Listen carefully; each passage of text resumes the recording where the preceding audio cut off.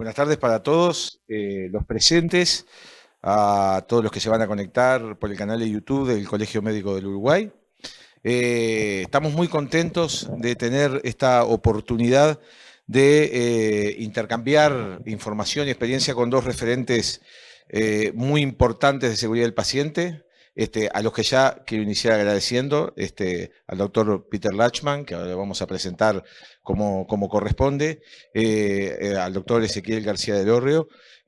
Primero que nada a ellos por su presencia acá. En segundo lugar, también queremos agradecer al Colegio Médico del Uruguay, que dentro de sus funciones, básicamente, dentro de las principales, apostar a desarrollar la calidad asistencial, ha tomado un liderazgo en todo este tema de seguridad del paciente, que ha sido muy importante para nosotros, ha sido realmente un escenario clave para poner en agenda y para enmarcar el tema de la seguridad del paciente. Queremos agradecerle también al Hospital Británico, que ha hecho posible la presencia de nuestros invitados. Queremos agradecer, por supuesto, también a CEPAUSTE, la Asociación Civil de Seguridad del Paciente de Uruguay. Y bueno, vamos a dar inicio a esta mesa de intercambio y para profundizar un poco sobre la calidad de los invitados, nos acompaña el doctor Peter Lachman, que es médico pediatra, que es integrante del Colegio Médico de Irlanda, que además es exdirector del ISCUA hasta el año 2021, si no me equivoco, pero además es un líder clínico y es un líder en lo que ha sido el desarrollo de una cantidad de experiencias dirigidas a potenciar la calidad y la seguridad del paciente a nivel de todo el mundo. Es pediatra consultante, además el Hospital Royal Free de Londres, y bueno, y tiene obviamente un currículum muy importante, pero básicamente quería detallar esas particularidades. Y nos acompaña también el doctor Ezequiel García del Hórreo, que yo siempre lo presento como, bueno, como un apoyo permanente, como un amigo de Uruguay en estos temas, que siempre nos está apoyando en forma muy desinteresada. El doctor del Hórreo es doctor de medicina de la Universidad de Buenos Aires, es máster en epidemiología de Harvard, en epidemiología de la Universidad de Harvard, es máster en administración de empresas y además es director de calidad y seguridad del paciente y gestión clínica del IEX. Es docente además y profesor de salud pública de la Universidad de Buenos Aires. Así que bueno, vamos a dar inicio a esta actividad donde la idea es que hagamos, bueno, una conversación, un intercambio de información y preguntas a los invitados más informalmente, para después pasar a una segunda instancia donde, bueno, vamos a escuchar obviamente la conferencia específica del doctor Peter Lachman. No sé si hay alguna pregunta para iniciar o inicio yo. Bueno, voy a iniciar yo con la pregunta primero a Peter y bueno, y después a Ezequiel, obviamente. Todos hemos asistido a lo que es, bueno, la presentación del plan del diseño para la seguridad del paciente de la Organización Mundial de la Salud.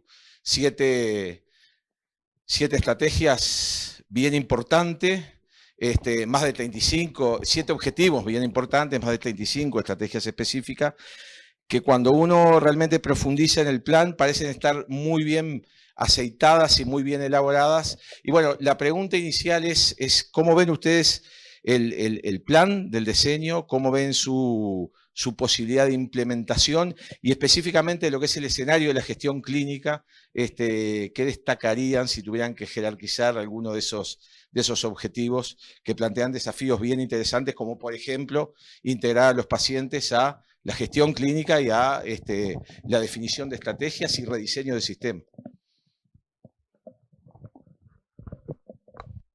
Okay, thanks for inviting me. It's great to be back in Montevideo. I'm going to refer to the plan in my lecture as well, but if I could look at the plan, it's a very high-level plan.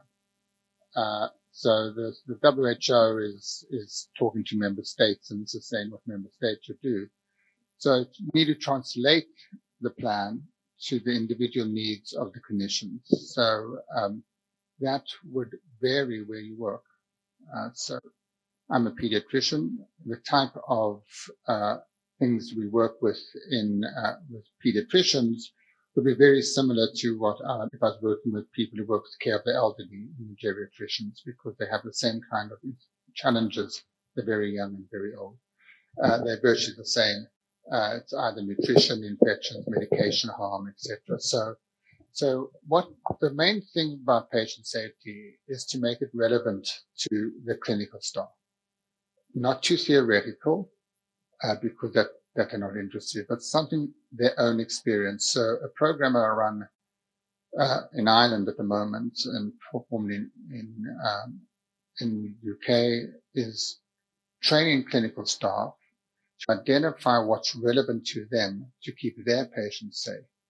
So in a strategy, a national strategy, often the national strategies will talk about everyone must do this, but it might not be relevant to the clinical staff because that's not what their clientele is. So what we start off with is saying to the clinicians and the healthcare workers, nurses, doctors, is to define what their own challenges are. What are your challenges where you are? So even in pediatrics, I'll use pediatrics example. If you work in neonatal intensive care, your challenges are very different from where you work in community pediatrics. Very different type of challenges for the children that you've seen or the babies you've seen. So we'd say to them, define your challenges, and then we will teach you how to meet the challenge, how to prevent that kind of harm. So in neonatal intensive care, I want to prevent unplanned extubation. I want to prevent pressure ulcers, medication harm, ventilator-associated pneumonia. But in community pediatrics, outside the hospital, it's mainly medication harm as one of the main things. It's probably certain community-based infections, etc. In the hospital, it will be different. Likewise, for adults, I'll do the same kind of approach. A care of the elderly ward, I want to have delirium, nutrition, infections, pressure ulcers. Those are the kind of things, falls, five things that happen. And being in hospital in the first place, because that's the worst place. So it's really making it relevant. So taking those 7 themes, which I'll show later, is really to take those themes and make them relevant to the frontline staff. So it means something to them. That's the only way people will join in, because if it's irrelevant to their day-to-day practice, they won't. Because all doctors don't go to work to harm their patients. They don't do that. Yet they do harm their patients 10 to 15% of the time. Not because they want to, it's because they haven't been taught how not to. That's the thing. So what we're trying to do is saying, well, you get it right 95% of the time, 85% of the time. How can we make sure you get it right 100% or almost 100% of the time? And that is the series I'll be showing you a bit later, but making it very relevant. Yeah. Okay, so does that kind of answer it? It's a start. So it's really the relevance is so important, because I'll show you some of the figures. That one of the problems is that we know what to do in patient safety science. So if you have to say, how do you prevent infections? I can tell you the most important thing is hand hygiene. However, hand hygiene in doctors is very poor, except in COVID. In COVID, it became virtually 100%. Why? Because they feared their own infection rather than the patient's infection. So how do we get them to have the culture change that hand hygiene, which is the most important part of infection control, is 100% perfect? But if you have to go to any of your hospitals or clinics, put a camera on the wall and observe the doctors, you'll find it's 40 to 50% of hand hygiene being 100%. That's worldwide, not in Zurich, but that's worldwide. And to do that, you have to make them believe that it's important and for themselves. So it's really a complex issue, but that's the start. Bien, bueno, buenas tardes. Muchas gracias por la invitación al Colegio Médico. Aprovecho también para agradecer al Hospital Británico de Montevideo por facilitar esta participación del doctor Lachman. No puedo dejar de mencionar que, el doctor Jerkin lamentablemente quedó atrapado en los aviones yendo hasta aquí, así que no va a poder llegar hasta tarde a la ciudad, así que no podemos escucharlo hoy. Tendrá una oportunidad mañana eventualmente en la jornada que organizó el Hospital Británico en Seguridad del Paciente en el día miércoles. Y a partir de ello, bueno, agradecer nuevamente la invitación y comentar que creo que COVID nos mostró cómo funciona la Organización Mundial de la Salud a todos los ciudadanos. Ellos están en Suiza, reciben la evidencia, definen políticas y después las regiones y los países implementan. Y creo que la estrategia de seguridad del paciente que promueve la OMS es muy interesante, pero a nivel global, y creo que tenemos que ver cómo cada país dentro de cada región la va a implementar. Recuerden que la rama, digamos, de la OMS en nuestra región es la OPS, que tiene trato con los gobiernos y el cual está financiada por los gobiernos para que eso ocurra. Y según la disposición de cada gobierno, ese diálogo existe para implementar estrategias. Y bueno, iremos viendo cómo esta estrategia va bajando. Existen ya algunos documentos que hablan de la seguridad del paciente por parte de la de la OPS, e incluso ya tienen instrumentos que evalúan la calidad de atención y la seguridad del paciente en hospitales adaptados por ellos. Esperemos sean efectivos y ojalá logremos, como fue el caso en Uruguay en alguna etapa, que la seguridad del paciente sea parte de la estrategia central, porque la realidad es que los países en nuestra región todavía tienen mucha diversidad en la implementación de estrategias de seguridad del paciente. Así que, digamos, la estrategia es correcta, está probablemente bien diseñada, muy cooperativa, pero todavía no vimos resultados. La realidad es que la estrategia lleva en uso 1 o 2 años. Justo con Peter compartimos una reunión en Ginebra hace 3 semanas. Y bueno, vemos todavía declaraciones que hablan del interés de mediano plazo de la iniciativa de seguridad del paciente, pero todavía el objetivo sería demostrar que esta estrategia salva vidas. Y como dijo Peter recién, no es algo que tiene que quedar en los escritorios de funcionarios, sino en lo que es el cuidado del paciente y sus familias, y también del cuidado de los funcionarios de salud, ¿no? Porque la realidad es que la seguridad del paciente es una moneda de 2 caras. Los problemas que dañan la vida de los pacientes y sus familias, pero también los problemas de los funcionarios que están involucrados en incidentes de seguridad y que también a veces ven sus vidas afectadas para siempre por circunstancias trágicas que pudieron haber sido evitadas. Así que bueno, es difícil predecir si COVID cambió nuestras vidas o no en tema del sistema de salud. Por ahora estamos todavía sufriendo las consecuencias más trágicas de agotamiento y saturación del sistema de salud.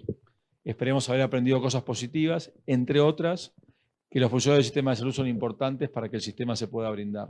Y eso, por ejemplo, en mi país es un problema muy importante en este momento porque, bueno, en un sistema agotado y con mucha presión económica, bueno, se empieza a ver cada vez más problemas que afectan la seguridad de los pacientes y, a su vez, el comportamiento y el confort de los funcionarios, ¿no? Así que eso es importante. Ustedes utilizan la palabra funcionario para las 2 cosas, para, sí, para los que trabajan en los ministerios y también para los que trabajan en los hospitales. Así que las usó exactamente. Gracias. Bueno, muy claro, muchas gracias. No sé si hay, Marcelo, alguna pregunta. Bueno, un placer, doctor Lachman, contarlo entre nosotros. Además de las especialidades a las que usted se dedica, además de la pediatría y en la ciencia de la seguridad del paciente, tiene también escrito varios libros que nosotros hemos bebido allí, de alguna manera.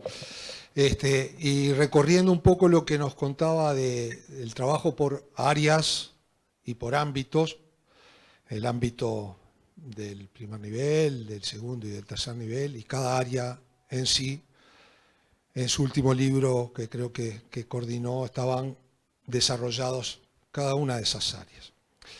Más allá de lo que se requiere de los procesos clínicos de cada una de esas áreas, hay elementos de transversalización y a nosotros nos gustaría conocer un poco los avances previos para cada una de esas áreas en los terrenos de lo que sea desde la protocolización hasta la capacitación y el conocimiento de la ciencia de la seguridad por parte de los trabajadores y profesionales de la salud.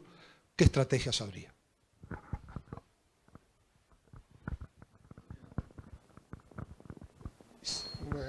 I'll start with a story. When I graduated at medical school, 1979,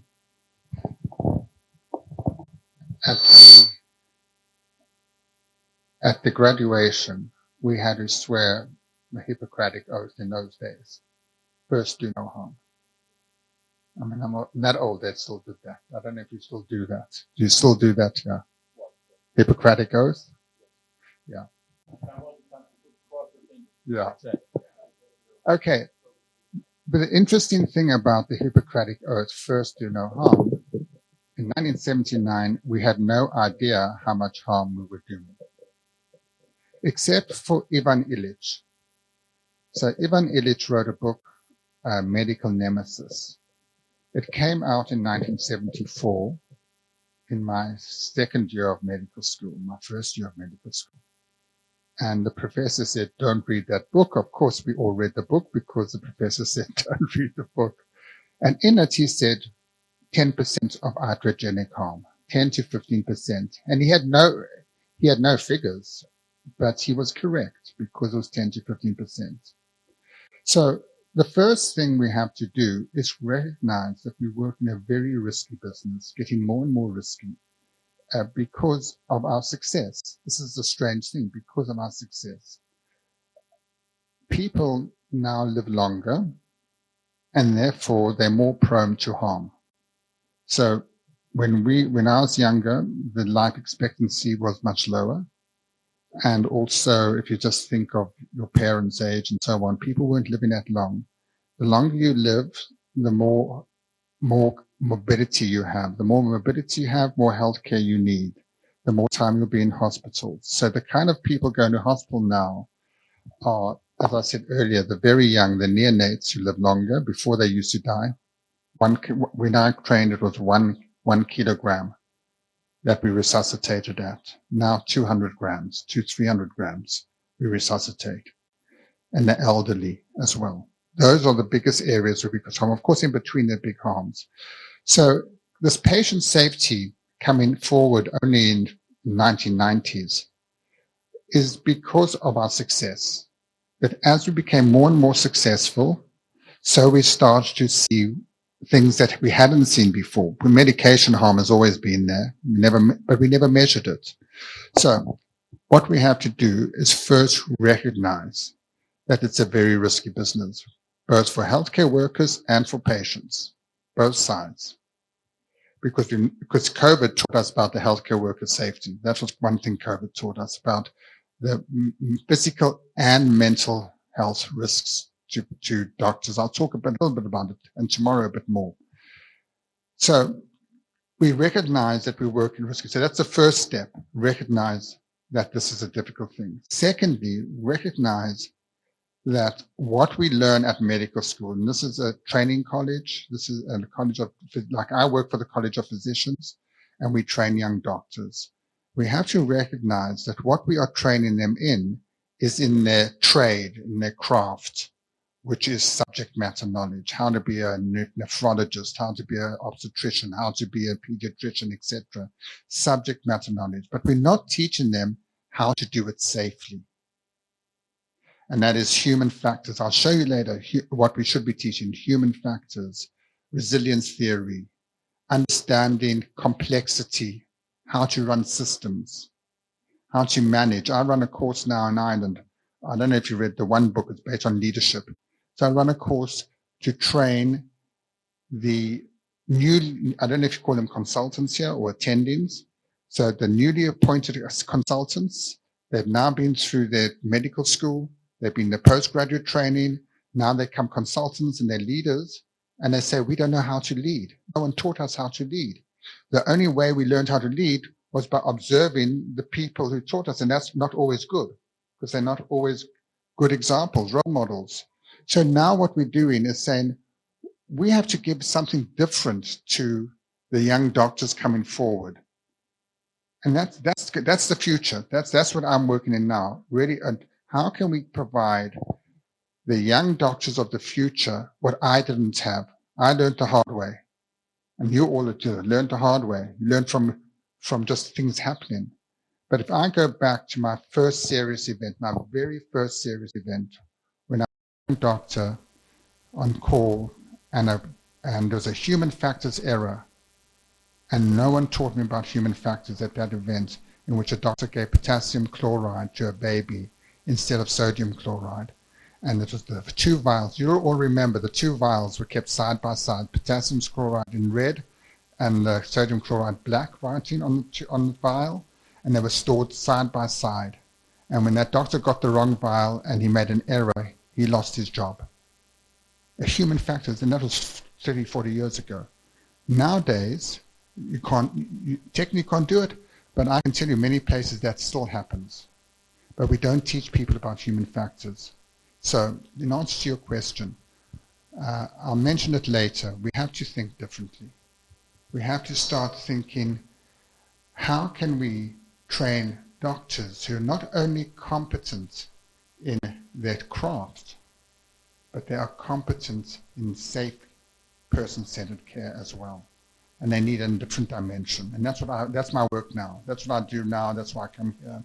It's to send that message, is that training colleges or colleges like yours, they need to start thinking differently about what does it take to be a good doctor. It's not only being a good surgeon. It's a surgeon who doesn't have any surgical site infections. Can you see? Who knows how many surgical site infections they have first? Because in order to prevent surgical site infections, you have to look for 30 days. Most surgeons have no idea how many surgical site infections they have because the patient goes home and the family doctor deals with the infection, or they don't come back, you know?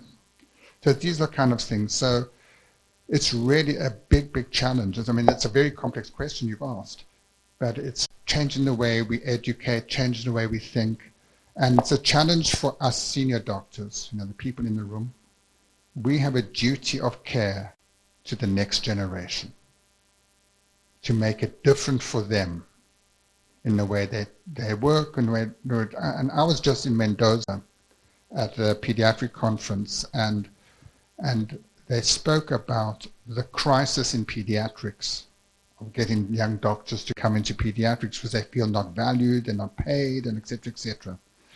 And in England, the doctors are all on strike right now, from the senior to the junior. They're all on strike 2 weeks ago, all of them. The hospitals kind of virtually closed down to Christmas to train.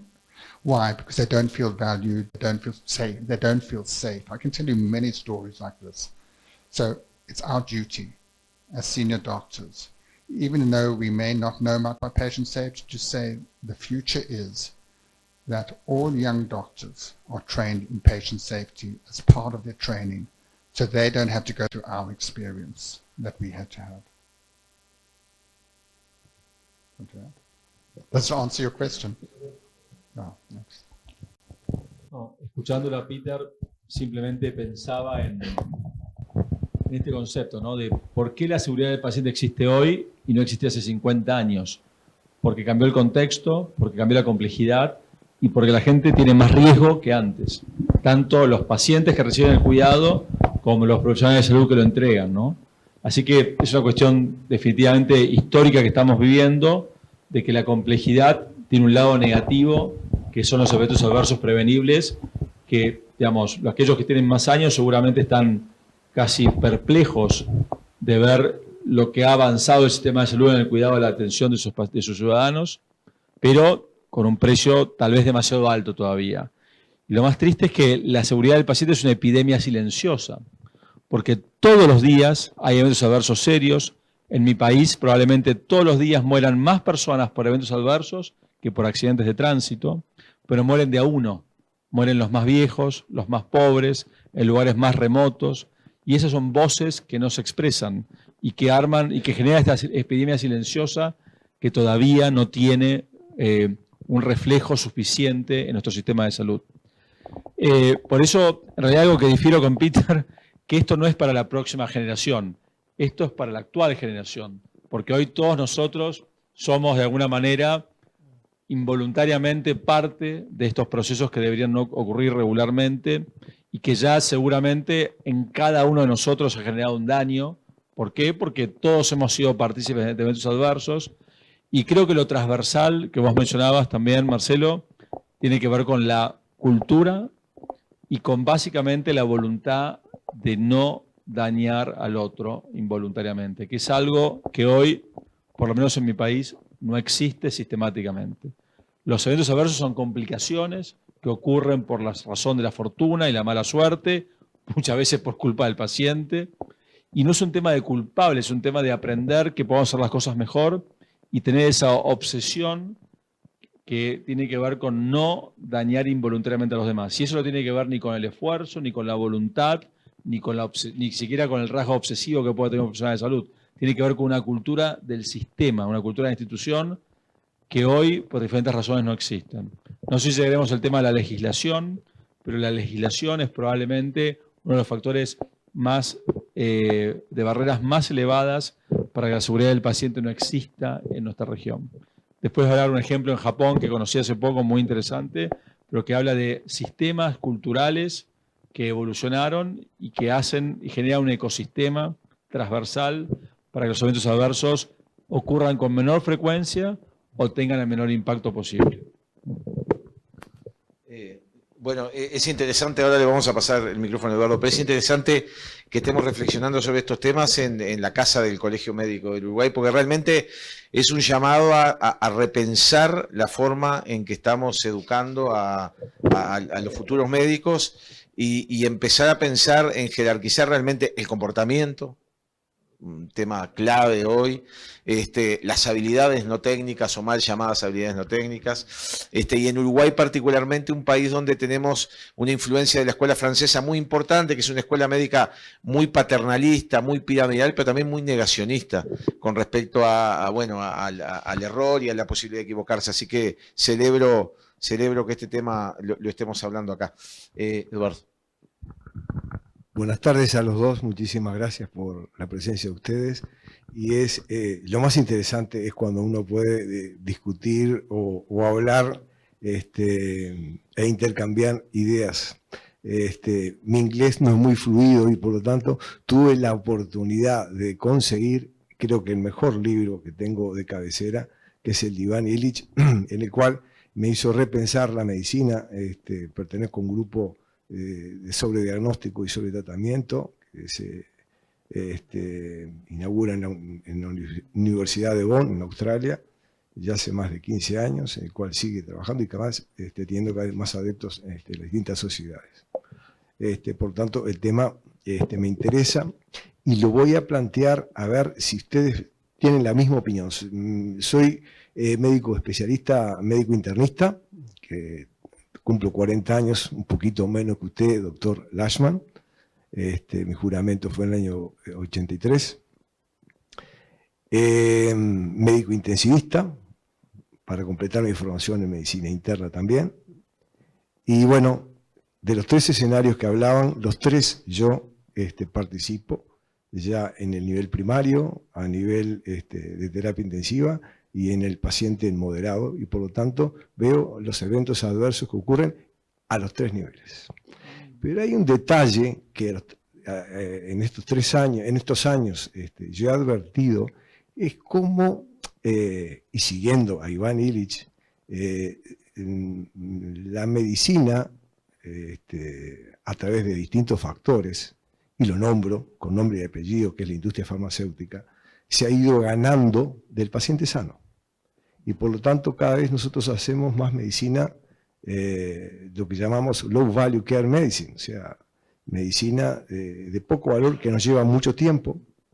Jerarquizamos mucho más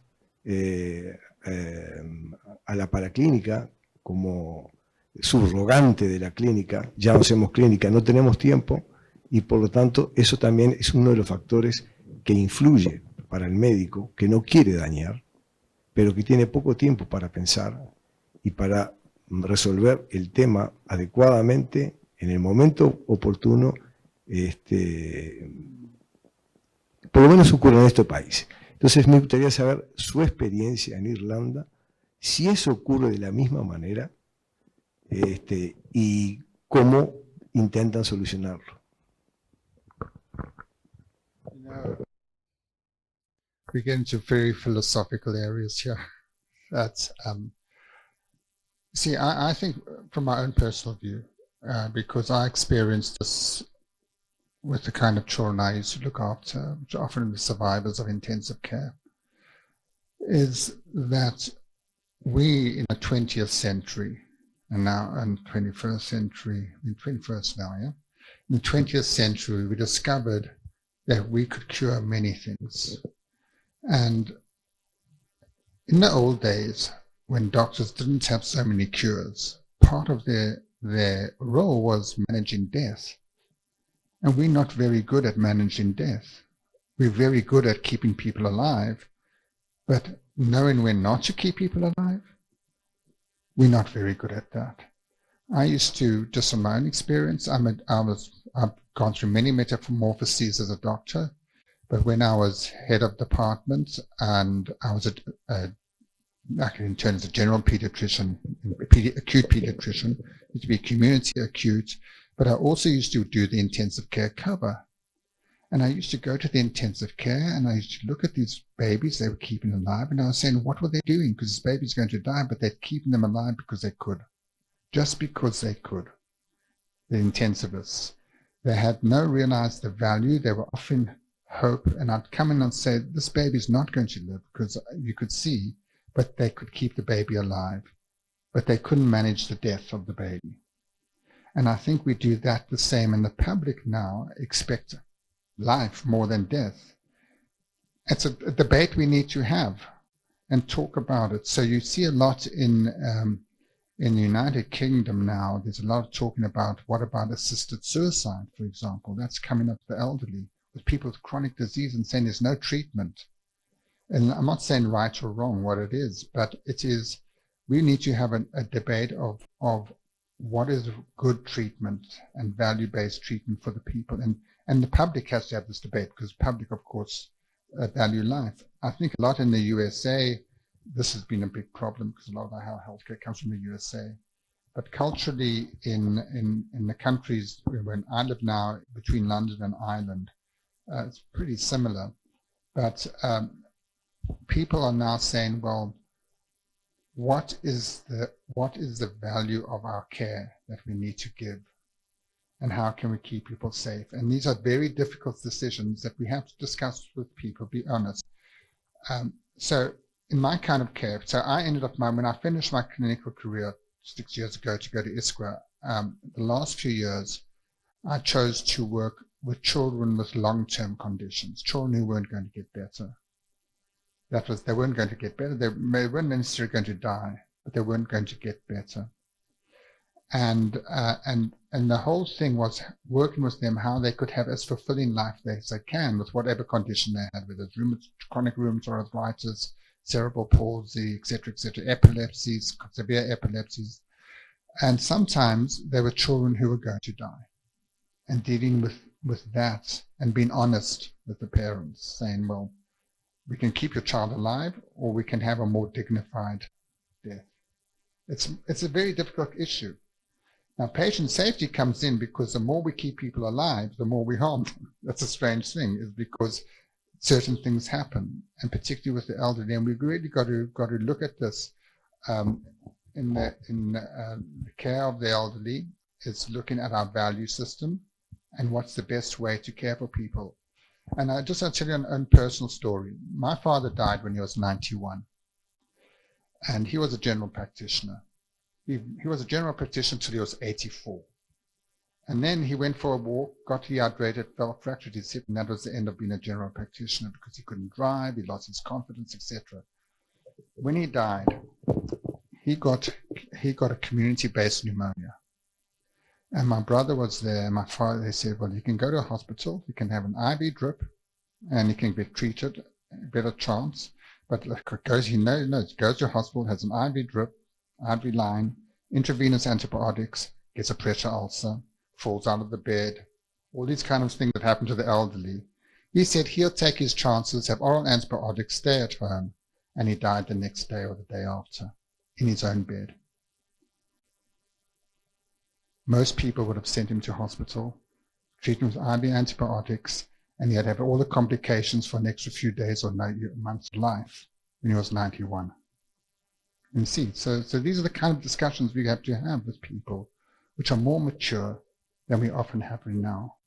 And that's a patient safety issue too, because he died in his own bed. My mother, the same thing. She had pancreatic cancer.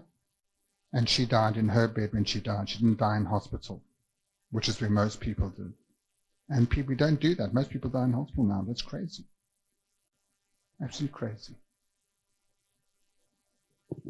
Yo, para agregar un comentario más local, quería hacer dos comentarios. Uno, Peter menciona ejemplos que podemos llamar evolucionados, por lo menos, digamos, en circunstancias según las preferencias de cada persona, para los cuales probablemente nuestra sociedad América Latina no esté tan preparada, lamentablemente, y requiere un poco más de tiempo. Peter nació en Sudáfrica y, bueno, sus padres eran originarios de ahí. Y en ese escenario creo que, digamos, por un lado, tenemos que ser muy conscientes de algo que vos mencionaste, que es el concepto de valor. Somos probablemente la última generación que gaste más que la anterior en salud, porque no hay más plata. Digamos, no es un tema, digamos, los países no tienen más dinero para gastar frente a otras circunstancias que en las cuales tienen que meter recursos en salud, pero somos muy ineficientes al gastar. Además, la América Latina es la región del mundo más inequitativa. Digamos, gastamos mal en manos de pocos y eso genera también muchas oportunidades perdidas. Y ese se asocia al concepto de sobreuso que vos mencionaste, ¿no? Porque pocos gastan mucho y además usan mal estos recursos en su propio, beneficiando su propio daño, porque el sobreuso genera más riesgo para tener eventos adversos. Entonces, yo participé en una reunión hace poco, ustedes saben que en la Argentina esta semana se transparentó un fenómeno que ocurre hace décadas, que es que aquellas personas que tienen cobertura tienen que pagar de bolsillo consultas o estudios para completar el precio que se necesita tener esa práctica porque ya el sistema no lo puede financiar.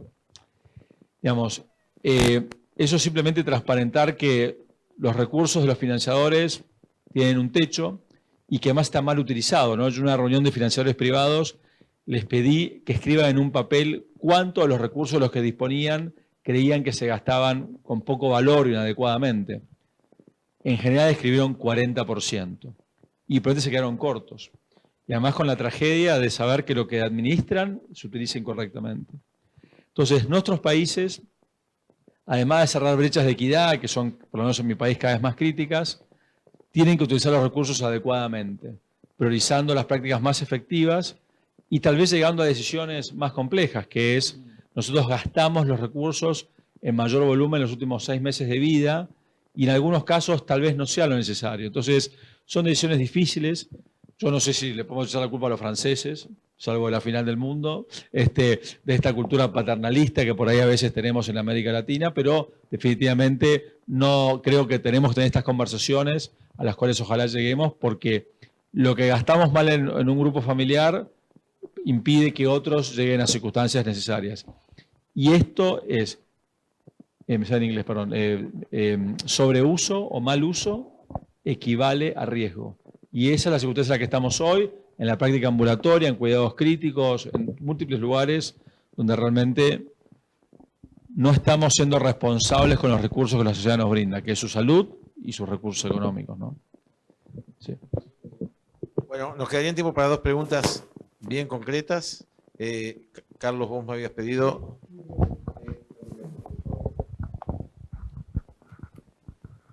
Bien, buenas tardes. Mi nombre es Carlos Bali, soy licenciado en enfermería y estamos en la Casa de los Médicos, pero igual me voy a permitir hacer una breve pregunta, dado que el enfoque de seguridad del paciente necesariamente es multidisciplinario. Y en el trabajo en equipo, el trabajo de enfermería es sumamente importante, principalmente en aquellas actividades en las cuales la involucran las 24 horas del día. Y hay algunos daños prevenibles que dependen de la actividad de enfermería, como la prevención de úlceras por presión, como la prevención de caídas, la evaluación de riesgos al ingreso del paciente a una unidad asistencial, en fin, no me voy a explayar en esto. La pregunta apunta a cómo se percibe en su medio la interdisciplinariedad, cómo el médico se ubica en relación, en el intercambio con otros integrantes del equipo de salud para actuar de una forma sinérgica, evitar los comportamientos disruptivos que necesariamente en sistemas humanos se producen, y cómo poder trabajar de esa forma sinérgica para llegar al daño cero. Gracias.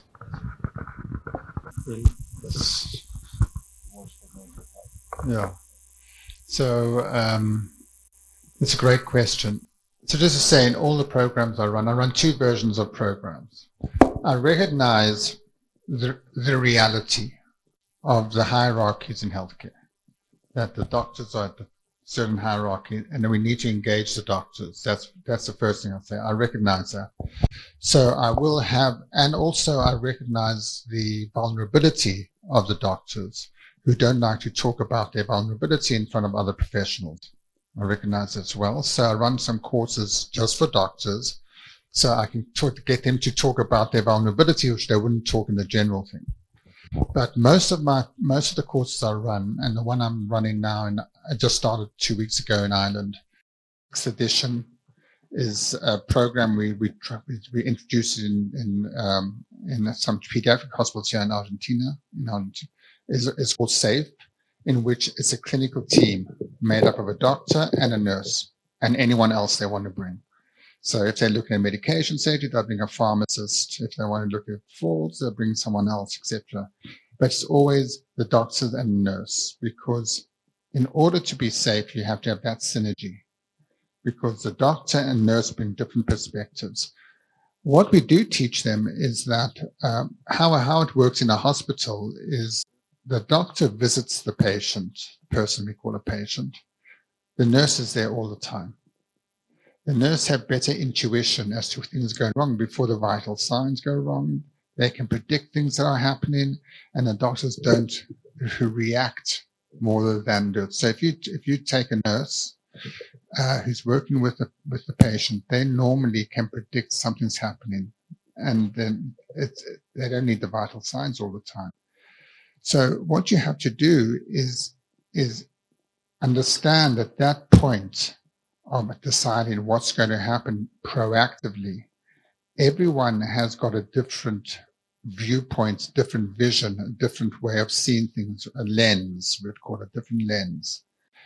And each lens has part of the truth. So the nurse brings something, the doctor brings something, the family member brings something, the patient brings something.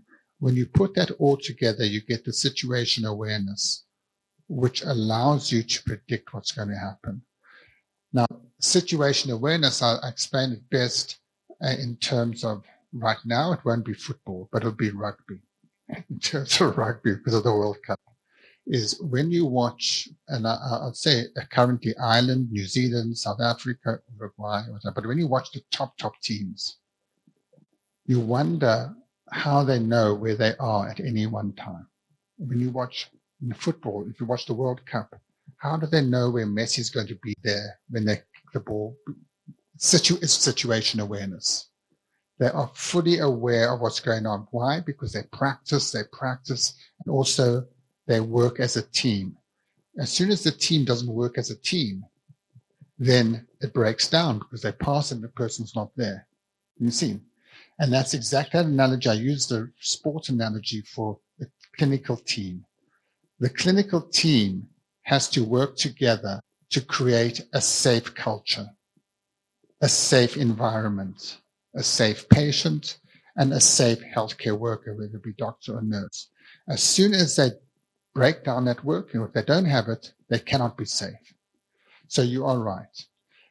I mean, I'm talking in a physician's organization. What I'm trying to say to the physicians is that they have a responsibility to participate in the safety initiatives, because one of the big mistakes that happened in the last decade, or the last 2 decades, somehow, I'll talk about England. I won't talk about here. I'll talk about England. What happened is all the patient safety positions were filled by nurses because there's a glass ceiling for nurses. They can only go up to a certain level, and the patient safety ones paid slightly above a certain level, but less than the doctors were paid. So when they advertised these jobs, doctors wouldn't go into these jobs because they paid less. And so why must they give up their clinical practice where they paid more to go into patient safety practice where they paid less? Okay. So organizations need to realize that in order to get it in, they have to have equity in pay. They have to have patient safety make value so doctors see the value of it. And it's not a nursing responsibility, it's a team responsibility. So so what I've got now is we are now 6th course in Ireland. Ireland's a small country. Uruguay, how many? 5 million how many people? 3.5 million people. Ireland has 5. So you've got better advantage. You could train this whole country in patient safety with the program I run in Ireland, because I have trained in the last, with COVID in between, we have over 60 teams we've trained, funded by the health service. We train in the clinical team how to be safe. The clinical team, and we insist a doctor and a nurse leader and anyone else they want to bring. But they can't come without the doctor and nurse together, because those are the two, if you put them together, you teach them the theory, the methods, the clinical teams become safe. And we've seen a change in culture, a change in safety. Now, we're not claiming it's the answer because there are many other things happening at the same time. But we do know the feedback we're getting from the people is that they feel safer, the healthcare workers feel safer, and the safer, the teamwork is better, and it makes a big difference. And it's possible to do in Uruguay. See, the thing about Uruguay is the size is just right in order to get major change. If you go to Argentina, it's difficult because each province is bigger. Oh, yeah. No, but your size of your country is perfect, because Ireland's. That's why I preferred, when I moved from London to UK to Ireland, I preferred moving to Ireland because it's 5, and I can see the difference. If I go to a hospital, I've trained someone in that hospital. And you see the thing, you've got the right size, and you can make a big difference, but you have to want to make the difference. That's the person. No hay mucho más que agregar, digamos. Lo único que yo podría decir es que, digamos, pensar la salud sin pensar en el trabajo en equipo no es una declaración ideológica, es lo que funciona, digamos. Así que, bueno, ojalá. Pero hay un defecto, digamos, legal, que lamentablemente la responsabilidad legal en muchas circunstancias es exclusiva del médico. Y eso desbalancea las responsabilidades y las obligaciones, y es algo que también habría que repensar, para que todos nos sintamos al mismo nivel en los derechos y en las obligaciones, ¿no? Que son cosas que tienen que ver con todas las profesiones dentro del sistema de salud, ¿no? Así que para pensar, por lo menos en profesiones ejecutivas, eso es la ley, ¿no? Bien. ¿Tienes una pregunta más? Sí. Yo quería hacer un comentario para hacerla, pero sí. Sí, estamos llegando al final de la actividad, de esta parte de la actividad.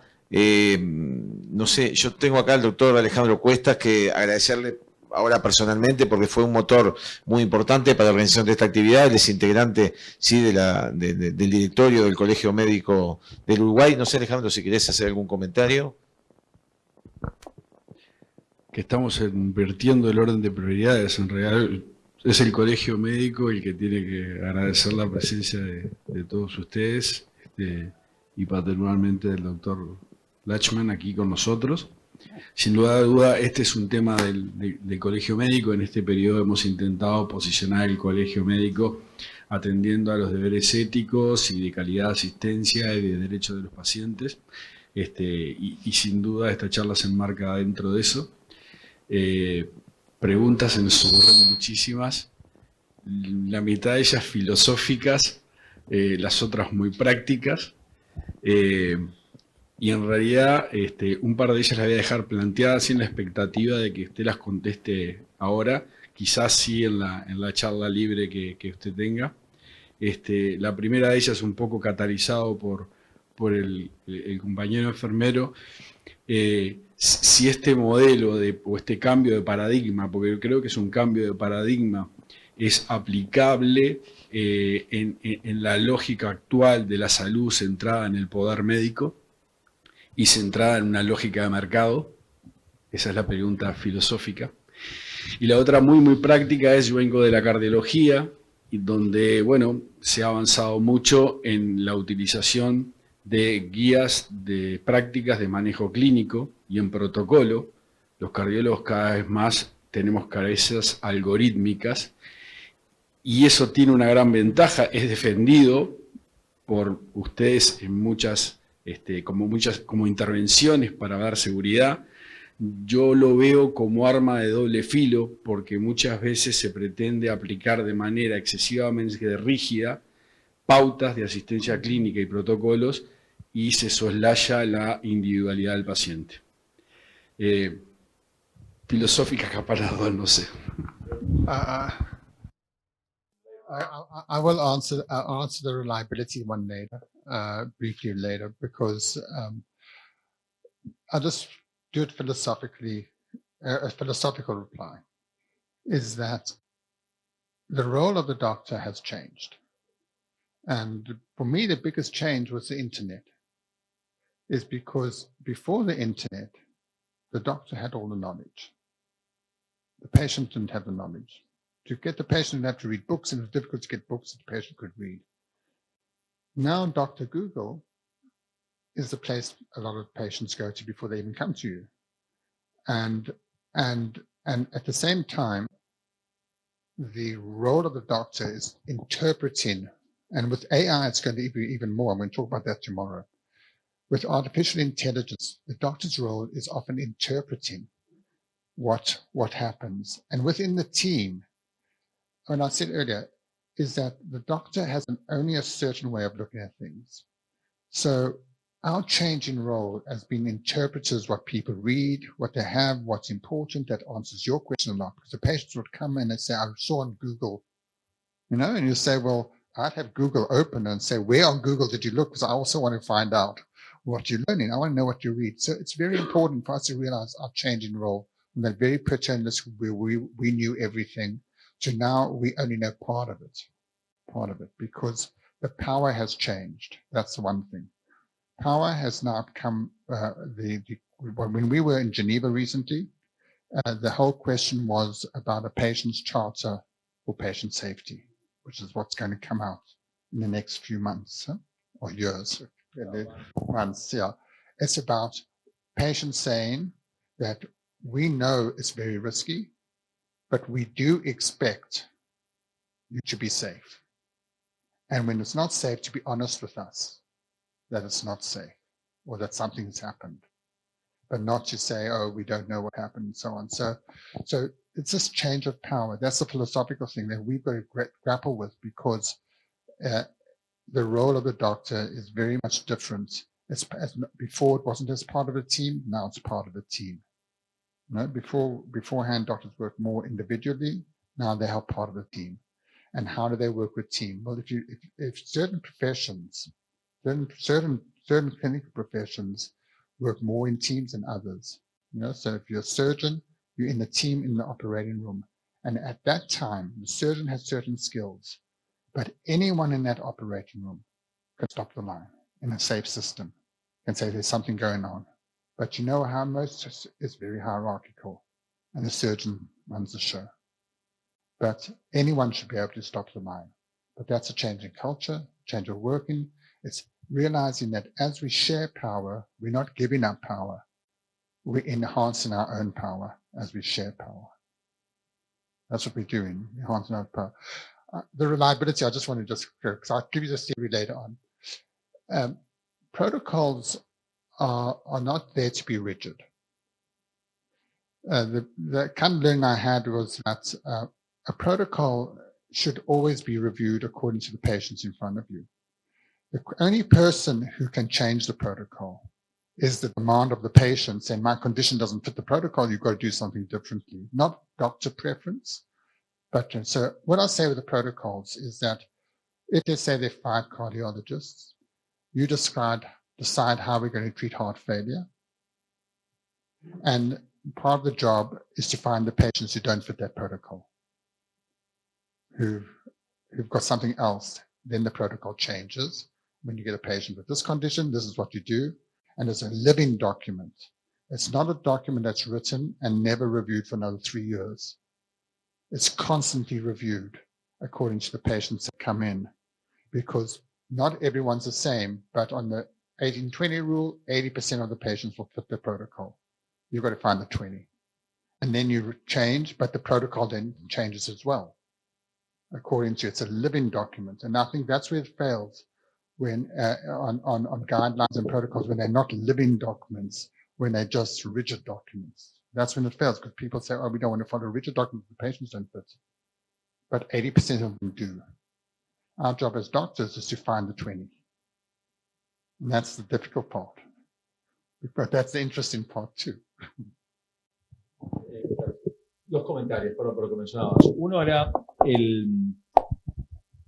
la seguridad del paciente es un problema tan grande desde el punto de vista económico que es ineludible. Tanto para aquellos que practican la profesión de salud en el rol que tengan, como para aquellos que administran recursos. Piensa en la historia de las infecciones intrahospitalarias. Gente muy simpática que hace 40 años hace control de infecciones y que hoy, ante la magnitud de la resistencia bacteriana, en el G20, que nunca entendí por qué la Argentina está en ese grupo, ya se van a dar cuenta, discuten, de los 3 temas de salud que discuten, uno es resistencia antibiótica y cómo trabajar resistencia antibiótica como un problema de infecciones, por supuesto, indeseadas para los pacientes y que tiene un impacto enorme en la salud. Y el otro tema de las guías, como todas las herramientas de aplicación de evidencia, yo, sin pretender discutir, digamos, pero simplemente para pensar juntos, es, hoy el problema para mí no necesariamente es que uno está forzado a aplicar la evidencia de manera rígida con los pacientes necesariamente, sino todos los pacientes que se atienden en el sistema de salud que no reciben la evidencia mínima que debería aplicarse en ellos. Y eso es una circunstancia que, por supuesto, habrá lugares que lo hacen mejor que otros, pero si uno mira el promedio de los pacientes, nosotros estamos escribiendo un estudio que queremos mandar al sistema inglés de investigación. Digamos, el manejo de la diabetes en mi país, por más allá del esfuerzo que hacen los profesionales de salud, tiene brechas fenomenales de cosas simples. Y eso es una circunstancia que lamentablemente no logramos. Y la población cada vez nos va a preguntar más por qué no recibió el cuidado básico que necesita. Y más que las guías de práctica clínica, un sistema que está todo el tiempo midiendo su desempeño y queriendo hacer las cosas mejor, es algo que todavía, por lo menos en mi país, es poco común. Y ustedes tienen una gran oportunidad, y con eso quería cerrar, ¿no? Nadie nunca habla bien de su país porque es normal de cada ciudadano, digamos. Pero, digamos, sobre el Uruguay, yo veo una voluntad, digamos, que pueda haber llegado todavía o no a efectuarse más definitivamente, en un sistema de salud que es, no sé si es más grande o más chico, pero es más sencillo porque está centralizado, a diferencia de nuestro país que está fragmentado en múltiples pedazos y regiones, donde vemos que se habla de calidad de atención. Yo participé hace 10, 12 años en donde el sindicato médico ponía la calidad de atención como un tema. Después habrá que ver qué cambios ocurrieron. Ustedes como colegio profesional también de alguna manera quieren promover la seguridad del paciente, iniciativas de calidad. Eso tampoco ocurre del otro lado del río consistentemente. Y en la estrategia de salud, la seguridad del paciente figuró como uno de los 5 pilares. Circunstancias que por otras razones tampoco yo lo veo tan seguido en otros países de la región, ¿no? También se ven efectores, como pueden ser algunos hospitales públicos o hospitales privados, como los que nosotros trabajamos, como es el caso del Hospital Británico, que tienen una voluntad progresiva de instalar aspectos relacionados con la seguridad del paciente. Falta muchísimo. Y la seguridad del paciente es lo más difícil.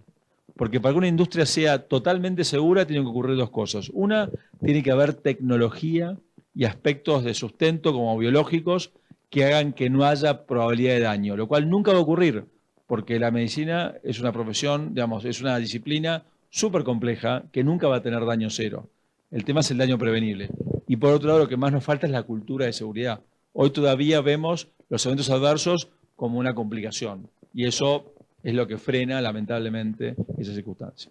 Después creo que viene el comentario que estamos contribuyendo a una ley en la Argentina, que tiene muchas leyes el país ya, les aseguro que no le falta ninguna, que trata de alguna manera de promover una cultura diferente que ojalá ocurra. Gracias.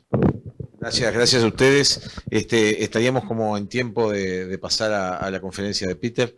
Después creo que igual también vamos a tener un espacio porque nos quedó pendiente el tema de la legislación.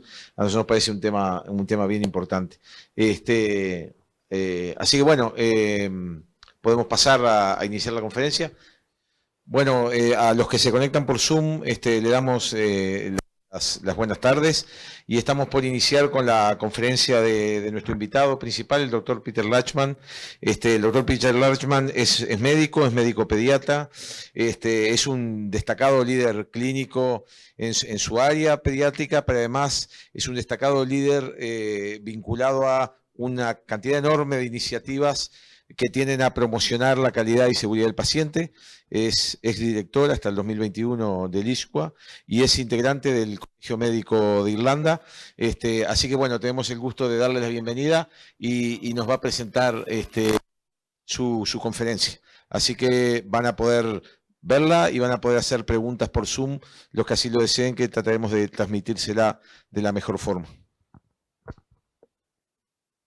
Okay, so I like to try to make it easy. Today I'm giving 8 things to do, and tomorrow 10, so that makes 18. But I'm going to give you some steps to make to what I say is co-produce patient safety. And the reason I'm saying co-produce is because it can't be top down. It has to be co-produced with the frontline staff and with the patients to get safe care. So over the next 30 minutes or so, I will give you the issues, the 8 steps. The first step is to understand the problem that we face. That's the first step, to know your harm. So this is a study that came out in 2019. It's a group in Manchester. It's the first meta-analysis of prevalence of patient safety. As you can see, they said 1 in 20, that's 5% of patients in hospital get preventable harm. So when they came to the WHO meeting in December, where we were discussing harm, and we questioned them about how did you define the preventable. And a reason I give that is that when I was young, CLABSI, central line infections, we didn't think were preventable. We thought they just were a consequence of a central line, that certain number of patients got central line infections.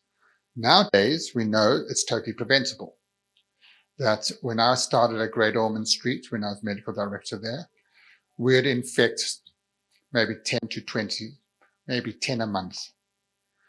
When I left, maybe 1 a month. Why? Because we worked out ways to prevent central line infections. So 1 in 20. But more worrying is this study from 2023, came out in February in the New England Journal by David Bates and company. So what they did is they replicated the Harvard study. So in 1995-96, the Harvard study did a retrospective case analysis. They looked at many different records and they identified harm. In 2023, they did exactly the same thing. Actually, the study was done just before COVID in 2018. But they only published after COVID. And so they have over 2,000 admissions, and in at least a quarter, almost a quarter, had some kind of safety event. That is very worrying because this is 2019. Now, David Bates, who is one of the leaders in patient safety in the US, he also wrote a paper with Hardeep Singh in 2020 saying, we know what to do, but we don't know how to get people to do it. So we know how to prevent medication harm, we know how to prevent central line infections, we know how to prevent ventilators, but how do we get clinicians to reliably do it, which answers your question. How do we get reliable application of clinical practice that we know works? So this is the problem. So the first step for you to do, okay, so the 8 steps, the first step, the very first step is to start counting. This is what we say to people. Just measure where you are, what happens. So with the care of the elderly team, I'll say, look, worldwide, what happens if you put people over 70 into your hospital, they become delirious, okay? So you measure delirium. If they're delirious, they start falling. So you measure falls. You measure medication harm, because medication harm is common, and infections and pressure ulcers. Now, those 5 is what commonly happens in care of the elderly wards. So you should be starting to measure how much that happens in your area and anything else you think may happen. You ask the patients, the nurses, and so on, and you start measuring what's happening. It's relevant to you. And for each clinical team, that's what you do, to start measuring the prevalence of harm where they work. Now, for the national people, they want to know different stuff. But for clinical teams, they start measuring their harm. And I can assure you they'll start seeing things that they didn't know, because you can't start without measuring. So the first message today is start measuring. And on a national level, start measuring. So I'll give you an example. When I started Great Ormond Street, we had no idea how much harm we had. So I took the Institute of Healthcare Improvement's trigger tool, which is retrospective analysis of notes to see what harm, not adverse events, it's harm. We defined harm very simply as something that you wouldn't like to happen to yourself or your own family. Okay, that makes it, yeah, that's a great definition. It's because now it becomes very personal. Would you like your family or your husband, your wife to suffer the same thing, your child to suffer that? People say, of course not. So now harm becomes very real. And we said to people, so we defined it that way, and we started looking at our case notes, and we found we were harming 18% in top Torrance Hospital. And over the next few years, we got that level down by doing case note reviews. Every 2 weeks, we'd be looking at 20 notes randomly selected from the hospital, looking for harm to get a figure. And when we got that, then we could see where we were harming children and have a process. So this is the most important thing. Start measuring. Define what the harms are that happen in your area and measure them. And measure them at a hospital level, at a community level, and then it'll become the national level. So I'll give you, for example, in Ireland, they had, I use Ireland as an example for this country, Ireland or Belgium or Denmark, because they're all 4 or 5 million people, Scotland. So it's similar kind of process. All of those countries started measuring their harm at a national level. So Ireland did 2 national studies. So they did it across all the hospitals, a random selection, retrospective review, case note review. They looked at the case notes, and then they came out with, in Ireland in 2015, the first round of the study, it was 15% of patients in Ireland were harmed. And then they repeated a few years later, it was 13%, so more statistically the same. So that's the first thing, is measure. So that's the first step that I'm giving you today. And if you're not measuring, if you don't know, if I had to come say to you, what's your harm level in the hospitals that you work, and I'll say that tomorrow, is that this is something that people should know. They should know, and they should know what kinds of harms, because that's where we're going to work. Okay, the second one, which Ezekiel has mentioned, is safety culture. This is the challenge that we face. It's just mainly, I think, because unlike other industries which are for high safety, medicine is more a philosophical interaction between patient and doctor. It's about relationships, and that's very different. So if you want to look at it, there's recently been more studies. This is David Bates's journal, and this is a paper that came out of looking at the outcomes that happen related to safety culture. The safety culture tool that I use mostly is which I'll show you in another slide, is the Manchester Patient Safety Scale, which was from James Reason, which looks at clinical teams assessing their own safety, which is very different from the ones that come from the US, the ARC one or the Sexton one, which look at safety climate and do it once off and then you do it a few months later. It's really getting clinical teams saying, let us look at our safety culture. And for me, the safety culture is where everyone feels safe to speak up. That's psychological safety, which is very popular these days, the concept. Everyone feels safe to speak up. And again, I don't like comparing healthcare to airline industries, but the airline industry was very similar to us 20, 30 years ago with a very hierarchical approach. And the way they changed that was becoming that the team is anyone on that plane who's working at any one time. So the equivalent of the pilot is the equivalent of the surgeon, and then the flight attendants equivalent of the nursing staff. They're looking after the passengers, caring for the passengers, And everyone is important. And the pilots will know that if the nursing staff or the team raise safety issues, they've got to pay attention to them. In the past, they didn't before 1988 or so. So there are many things we can learn from them. And one of the things important of team culture and people feeling safe. So that's what we have to do. So the challenge of culture.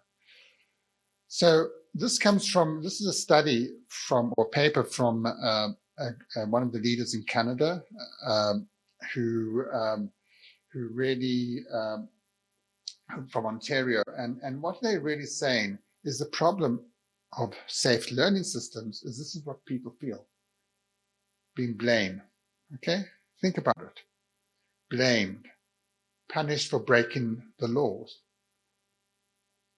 Fears that when you do report, nothing happens, which is true. Most times you report something and nothing happens. There's no support in the organization where the leadership of the organization is not talking about safety. No knowledge about how to report. No guidelines on what you need to talk about. Now, for example, how many of you, my experience, when I was a trainee, I used to drive home after 24-hour shifts or 36-hour shifts. In those days, we used to do that. And think of all the near misses that I had that time. How many times I nearly harmed a patient. And how many times I went back the next day hoping the child was still alive because I thought I had harmed the patient. And then I come and say, everything's fine. I thought, gee, that was a lucky miss. Okay, so we really need to have a learning system where people feel they can talk about it.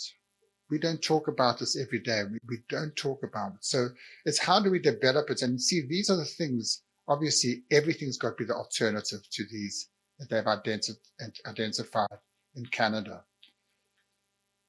So culture. So I'm going to talk about culture a bit later again, but it's very important. Secondly, because I mentioned this already, the step thing is we have to understand the exchange of knowledge. Quite basically, doctors and to a less extent often nurses, but doctors really don't know anything about patient safety theory. One of the reasons is it's a new theory in healthcare. It's only the last 20 years. It's a new science. There are very few professors of patient safety at medical schools around the world. I don't know if you have a professor of patient safety, no? Ezekiel, do you have a professor of patient safety? No. Very few worldwide. It's crazy. You'd think that they would. How many of you have been trained in human factors? Not many. Can you see? So this is, I'll show you, this is a study. I like this one because the American Academy of Pediatrics, I was in Mendoza and the president of the American Academy of Pediatrics was there. And this is what they say. So they say, I like the statement. Pediatric care providers in all practice environments would benefit from having a working knowledge of patient safety language. They would benefit, the patients would benefit. That means that basically pediatricians in the United States do not know anything about patient safety because that's what they're saying from the college.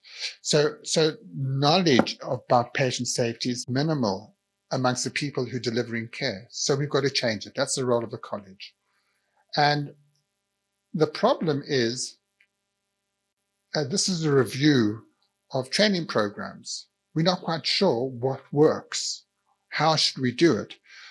My own personal view is that we do it as an add-on.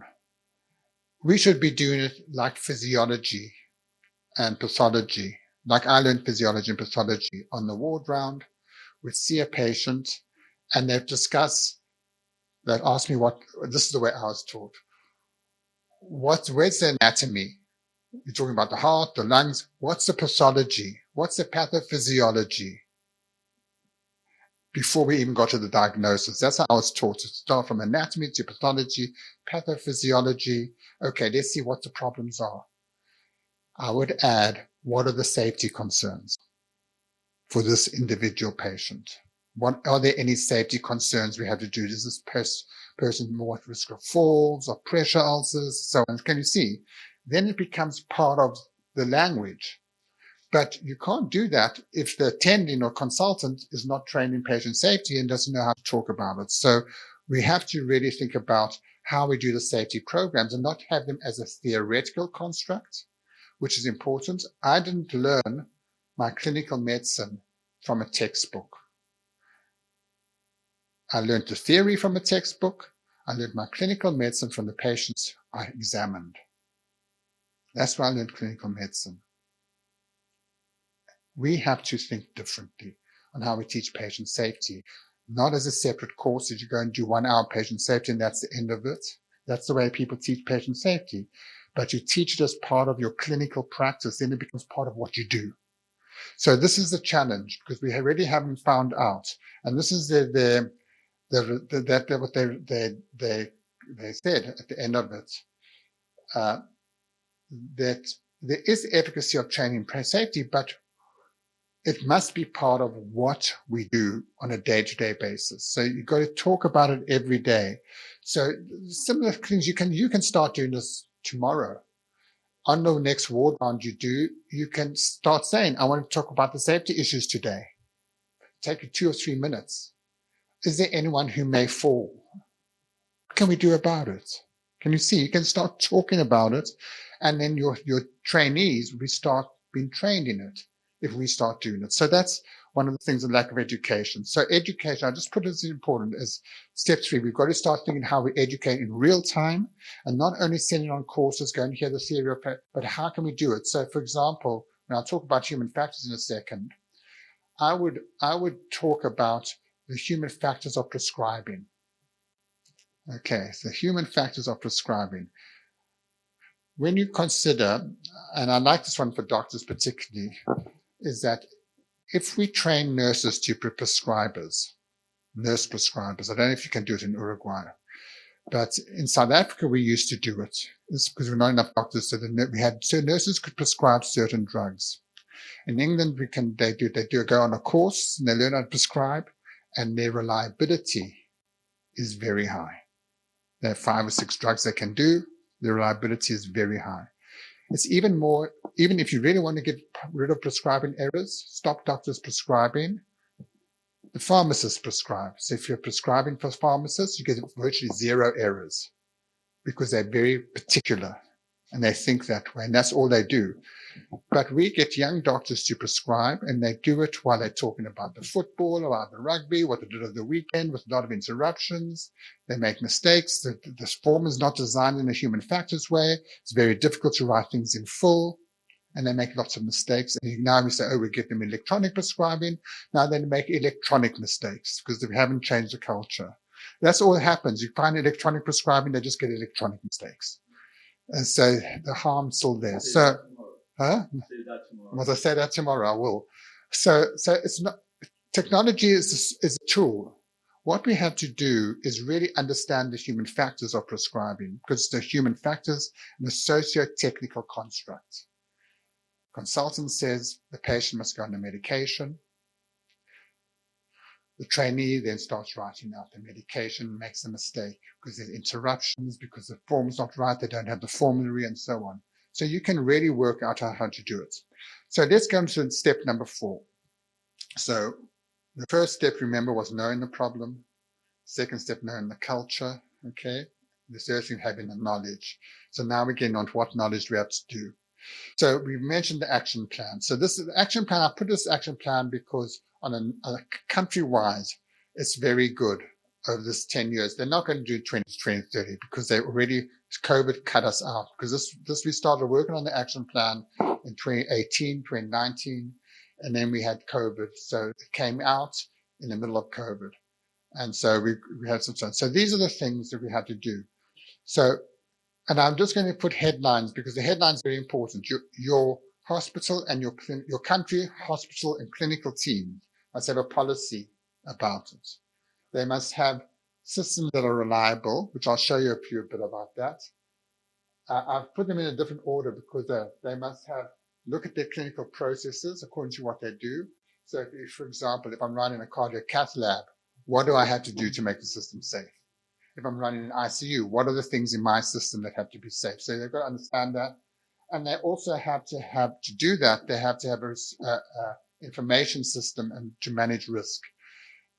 Now, the big mistake on a comment on risk management is that risk management is mostly reactive. It's mainly managing the reputational risk to the hospital, not the proactive risk to the patient. So risk management is managing risk proactively now. So these are the high level ones. And if you download this is free. You can download it from WHO site. It's in Spanish as well. You can see the high level things that you need to do.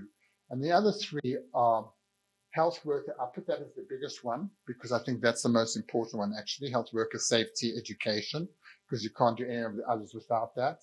Family engagement and partnership across specialties and so on. So remember, the patient journey doesn't start in the hospital, it starts before the hospital. So it's got to be working outside and it ends outside as well. So you have to work across sectors. Yeah, okay. So thanks. I'll go down. No. So we're going to get the meat of the talk is in step 7, I think. We have to think differently. Okay. Thinking differently means that zero harm, the idea that we can have zero harm is a state of mind. So I'll say zero line infections, a state of mind. You've got to believe you can do it. And then you can target it. We'll never get to zero. Zero is an illusion because we're in a high risk situation.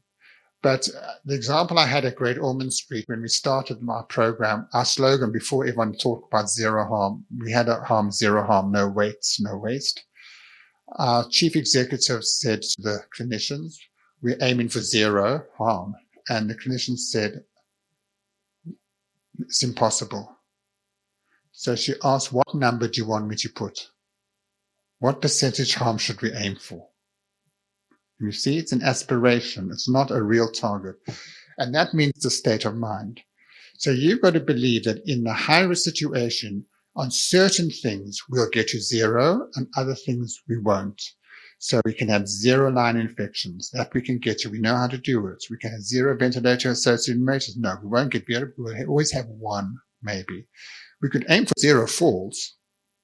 You can do that. You can aim for that. You can aim for zero prescribing errors. That's an aspiration. Can you see? You can choose the ones that are relevant to you to aim to, but there'll always be risk because we're in risky business. And because the best way to have zero is not to operate, for example. Yeah, you just don't operate, then you won't have any harm. You have a different kind of thing. So you see, so it's a state of mind. So we've got to think differently. And the people have to think differently are firstly, the people we call patients. They have to think differently. And the people we call doctors or healthcare providers. Why I call them people is that I think this gets back to the philosophy. For me, what happened is in the last 20 years is we made it very technical. It's a technical thing if you do this. But really what happens is that the beauty of why I'm a doctor, why I enjoy being a doctor in healthcare is the relationship you have at that time you're treating a patient. It's a relationship. The person we call a patient and the person we call a doctor come together. They have a human experience. Now that human experience can be a safe one or it can be an unsafe one. It can be a person-centered one or it can be an unperson-centered one. But the most satisfying ones are when they're safe and person-centered. You know it when you walk out of a clinical encounter when it's gone well. You know it. And you also know when it hasn't. And the patient knows it too. So we've got to really work on this relationship together. The sixth one, I put in this one just because it is one that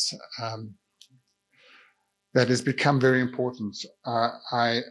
In Mendoza, I gave a talk on this, on burnout, the people who receive and deliver care. So I'm just going to talk about this slide very quickly. Physician burnout is now very topical. I think I might be showing tomorrow a few more of these slides. Burnout is now, since COVID, it's become a major issue, but before COVID was there. At any one time, up to half the workforce feel burnout. They feel alienated from their work. They feel they don't have enough resources. They don't feel valued. They don't have a sense of belonging. We have all had that, and members of our team, if you go back into your hospitals, you'll have members of your team that are burnt out at any one time. And it's something that we often have not recognized and not dealt with.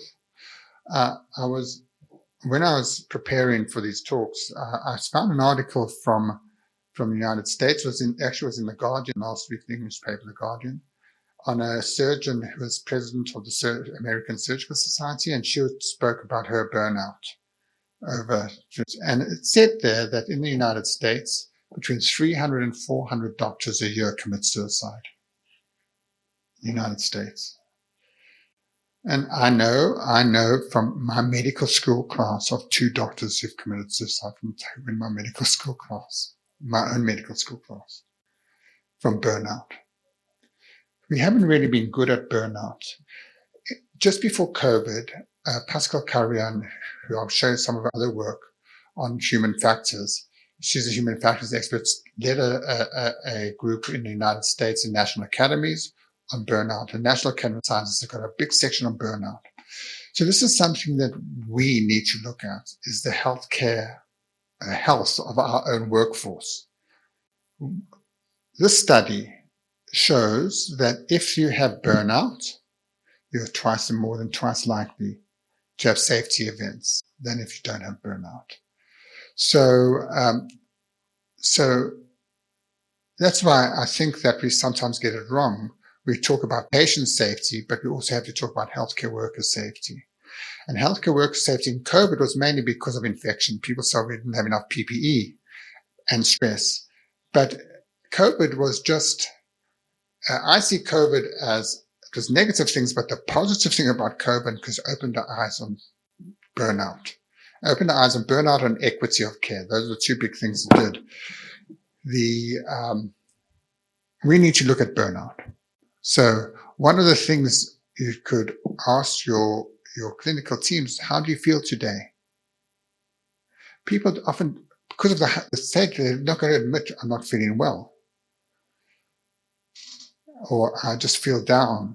Because if they're feeling down, you've got to start doing it. And I always tell a story of when I was a young doctor, that I had done an exchange transfusion, which is not pleasant. For 10 mils in, 10 mils out, and you've got to do 400 mils. But at the end, I had no idea how much blood I had given that baby. The nurse was counting, so I had to have trust in the nurse. And I had a very experienced nurse. This was my first exchange transfusion. And I felt burnout. And I realized this was early on in my career, and I just don't want to do this. If this is what pediatrics is about, I'm not going to do it. And the registrar, my registrar, who was on that night, named Jeff Solar, she became a professor of pediatrics in Durban. He put his 4 a.m., the sun rising over the city, and he's thinking, well, I can't do this. He just said, don't worry, it will get better. That's all he said to me. I felt better straight away. Because he recognized that I had burnout and that he needed to intervene with some compassion, but not make it terrible, say you shouldn't feel it, but saying it will get better, which it did. It got better straight away because I could see that this is not the end of the day. Your young doctors go through that feeling the whole time. And if you show compassion and empathy and are attuned to it, your unit will be safer. So this is a very personal thing. So I think burnout is now a very big thing that we need to look at. Now, I'm going to spend some time now on really what you should do. This is the biggest part of the talk of the next 10 minutes or so. One of the advantages I've had, I was very lucky. I went to IHI in 2004. I went after managing a major problem in obstetrics in which 5 women died in childbirth. In the hospital, 3 died while I was managing the service. I was the head of obstetrics and pediatrics. And they died from unrelated cause, but this is before patient safety was well known. We didn't know any of the theories.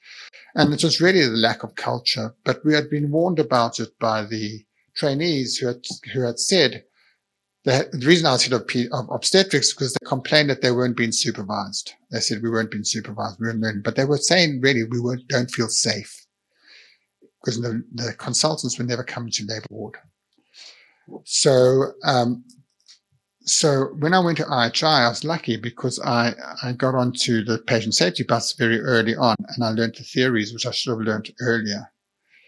Now, I'm going to give you my interpretation from some of the papers. So this is the way forward to safe care. This is based on one of the papers. First of all, you have to have collaborative leadership. Now, collaborative leadership means that it doesn't mean it's the doctor who leads. It's the doctor and nurse together. It may be the physio and OT if it's that kind of team. Maybe the pharmacist. It's collaborative leadership. People have to lead for safety. And to lead for safety, if you have to lead for safety, it means safety becomes your business. This is what we do. We run a safe service, and therefore we have to do. So leadership is essential. The second one is values and culture. We've got to start talking about our culture. What's our culture of safety? What's our values? How do people feel? And if you don't talk about it, it's not going to happen. So it's really paying attention to culture and values. I'll show you, I think, on the next slide, one of the next slides, what I'm talking about. It's where safety is the role we play. Now, culture is people can tell culture, where a safe culture is when you're talking about it, when you value people's opinion, when you don't keep people away. Amy Edmondson, when she talks about psychological safety, it says when the leaders show their vulnerabilities. She says in one of her videos, you say, well, I don't know everything. Can you help me? To everyone. So everyone knows they're part of the team. You have to know patient safety theory and methods. This is the part of the knowledge that we lack in. And you have to have some improvements and implementation science. As I said earlier, we know what to do, but we don't know how to implement it. So how do you get people on board? How do you get them to change their behaviors? So I spoke earlier about hand hygiene. How do we get doctors to wash their hands or use good hand hygiene 100% of the time? Now, you don't have to do it 100% of the time. I think sometimes you don't need it at different levels. You know, if you go to the operating room, the surgeons are meticulous. You put the surgeon into the outpatients, they may not be meticulous. Can you see? So you've got to say, how can we make it appropriate and meticulous? So it's really understanding implementation science. Implementation science is about behavioral psychology. We're not taught that. Okay. One of the problems with the improvement science is the improvement science has gone mainly on small tests of change, and it hasn't been really good on implementing. Once you know what to do, how do you implement? So those are the theories for safe care. So these are my high-level theories that we have to do. Now, there was a very good study, an ethnographic study from Mary Dixon Woods' team, also named Liberati. They're based in England. And they studied maternity hospitals. So I've taken what they say, I've taken their 7 features and made them into 4 because it's easier to remember. So there's the culture of safety. So these are the kind of things that you have to have. It's a commitment to safety. So you're talking about it all the time. There's teamwork, cooperation. The working relationships are good. People look forward to going to work. And you're constantly talking about it. It becomes an ethical issue. We're going to be safe here. So the other one is respectful behaviors. I'll just put something on respectful behaviors. What used to bother me was when the trainees would say, look what the family doctor has sent us. And that's not respectful. Or the ICU doctor or the internist would say, look what the ED is sending us. Why did they do this? That's not respectful. One has to respect people's context. So I would say to the trainees, you're not the one who has to decide who's sick or not, because you see them and they're sick when they've been sent in. The GP may have to have a wider net to fish, so sometimes they'll send in a child who's not sick because they were worried. And I once had that experience in which the ED doc sent a child into our ambulatory care unit because she was worried about the child, and she was the senior doc.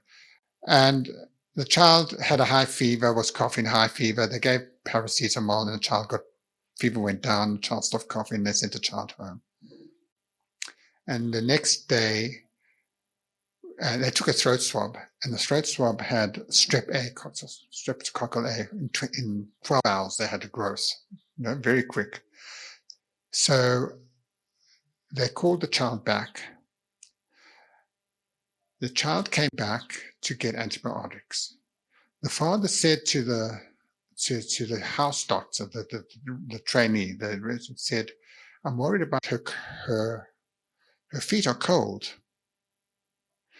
It was a day like today, 15, 16 degrees. So the young doctor said, "It's a cold day," and she was in shorts. Gave her the antibiotics.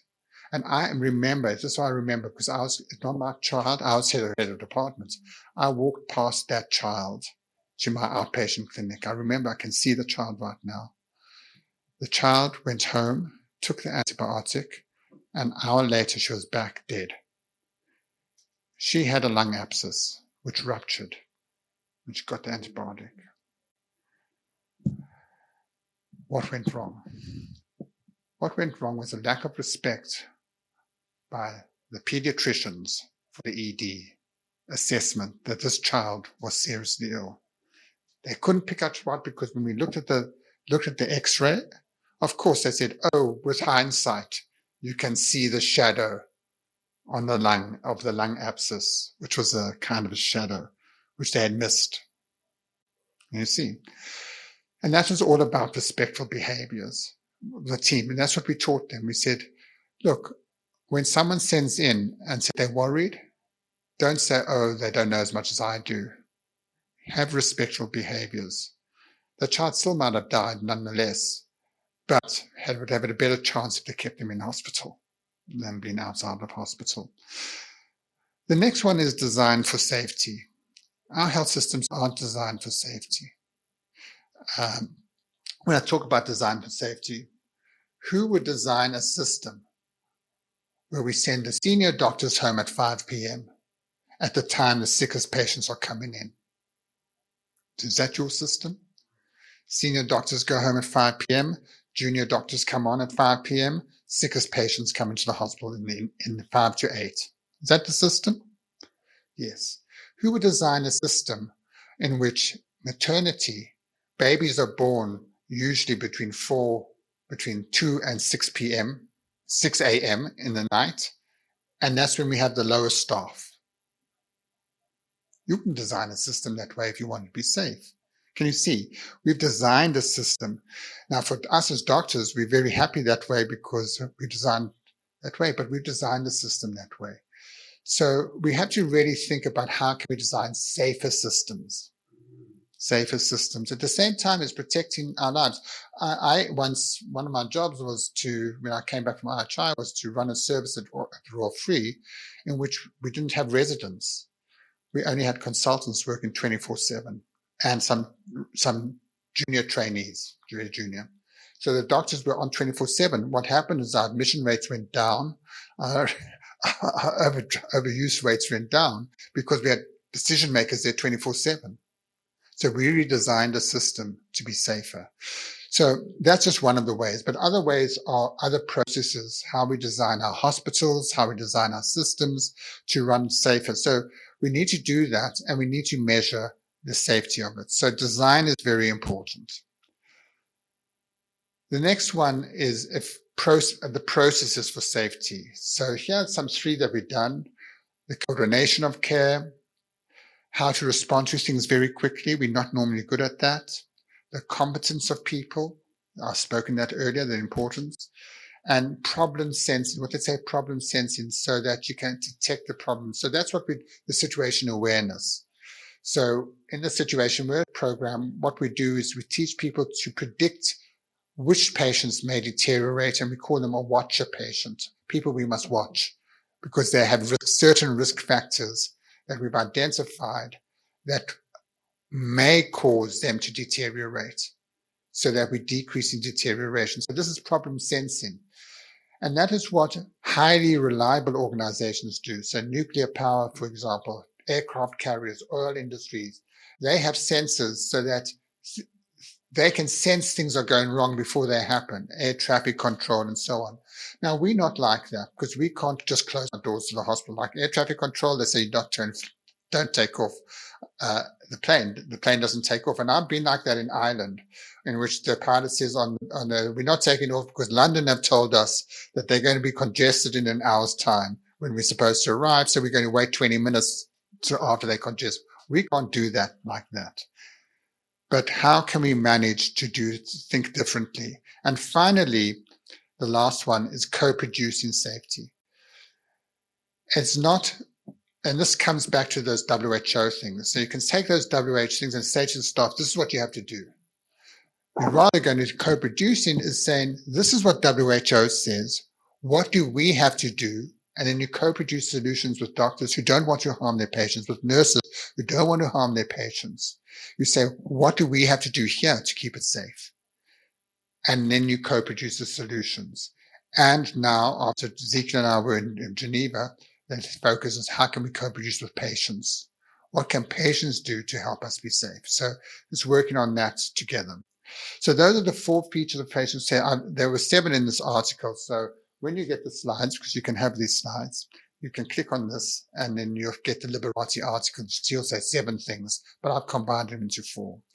And this is the James Reason culture of safety, is that think of where you are right now. Okay? Tell me when to stop.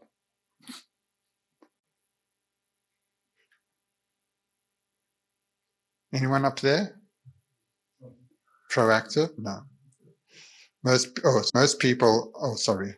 I've got to go back. How do I go back? I'm going back. Sorry, the wrong way. Okay. So if you look here, most of us are number 2 or 3. When something goes wrong, we react. A lot of activity happens. In most countries now, we count a lot. We send the Ministry of Health or the Department of Health wants information. We send them information. This is where we should be, proactive, in which we're predicting what could happen. That's what highly reliable organizations do. They're constantly looking. Air traffic control, they're constantly doing that. They're predicting the whole time because they want to know where the planes are. The military do that. The military can't afford to just, if you go to the Navy or the Army, that's what they're doing in the field of battle. They want to know where the soldiers are so they don't kill their own soldiers. And they're predicting now much more. And when they do more, and now generative is airlines want to do. Safety is our business. What does it mean for safety is our business? Safety is our business if you as leaders go to work tomorrow and start talking about safety straight away and talk about it every day. That's when safety is our business. So I used to say, look, I'm a pediatrician. What's my job? My job is to keep children safe in hospital while I treat them for pneumonia. My job is to keep them safe because it's a very dangerous place. You see, that's straight away changing the paradigm. Not that I'm a cardiologist. What's my job? My job is to do cardioangiograms. My job is to do them safely. Can you see the difference when you add the word safely? My job is to ensure that we get it right. Not only the diagnosis, that everyone goes through the process safely. Healthcare workers, as well as the patients. So when you get to the proactive, that's where psychological safety comes into play. So I'm going to talk a bit about this tomorrow again. But the important thing is that this comes from the oil industry. It was developed in the oil industry by James Reason, and it comes to healthcare. But because most people get stuck at calculative, they count a lot. So what we do with clinical teams, we teach them this on day 1. We say, grade yourself, grade your organization, and then we're going to measure this as you go along in the safety programs. And we have seen the teams go up from calculative to proactive because they start to talk about safety every day. That's what we want to do. So this is the safety system, a proactive safety system. There's individual responsibility, something we call resilience or safety too, some people call it. How we manage incidents, and learn from them. That's where safety got stuck. People thought patient safety was risk management of incidents. It's learning from incidents is important. How we apply human factors, reliability theory, how we become have situation awareness, and finally, how do we learn? So this comes from Charles Vincent. I've just adapted it slightly. One of my jobs is to adapt things and think how people. So I teach this to clinical teams. I say, this is what you have to do. You all have individual responsibilities to be safe, but this is how you discharge your own responsibility. And we teach. So I'm just going to highlight very quickly 3 of these. I'm not doing incident management. That's a whole story. I'm going to just give you how I teach systems and reliability. Those are the 2 I'm going to really do. This is a quote from Eric Hornagel, who talked about resilience. And he's saying that he's really reacting to the people who think safety is investigating incidents. Most places, you've all got people who do that. That's not safety. That's reactive safety. Safety is a system able to be safe under expected conditions and unexpected. So what it means is that people say, we're too busy to be safe. I say, you can't do that. That's when you've got to be hyper safe. So it's when can the ED be very safe when it's very busy and very safe when it's not very busy? You've got to be safe all the time. You can't say, so you've got to design the system to be safe. I've just worked with a clinical team in Kerry. Their problem was that children were waiting too long. So what we did, we applied queuing theory to look at their arrival times. And the answer is that you don't have fully staffed emergency rooms at 8 a.m. in the morning when there are no patients. You have them going up and down on their staffing according to your pattern of arrival. So you study the pattern of arrival and you staff according to the pattern of arrival. And so when there are more children coming in, you know the arrival time, you have more staff then. And when there's less children coming in, you reduce your staff. So it's really understanding arrival times and what they reported. Because I'm marking their theses now. They reported a 30% reduction in incidents by starting to match. It's amazing just by looking at that. So safety is what you do every day. Charles Vincent now talks not about patient safety, but safer care. How can we make it safer? So this is from Charles Vincent, and this book you can download for free. And it just shows you the different types of safety. There's a pointer now. So very safe, radiotherapy, blood transfusion. We follow those guidelines very rigidly, blood transfusion. No one says, we'll give any blood we feel like it. You cross-match. You have a thing, people say, what's your blood type? I say, I don't mind. I just want them to know when they do their tests. I wouldn't want to tell them. Radiotherapy, very safe. Nephrology, I could put there. Hematology, usually very safe. Hemophilia service, incredibly safe. Because it's all about blood. People are very worried. You can see.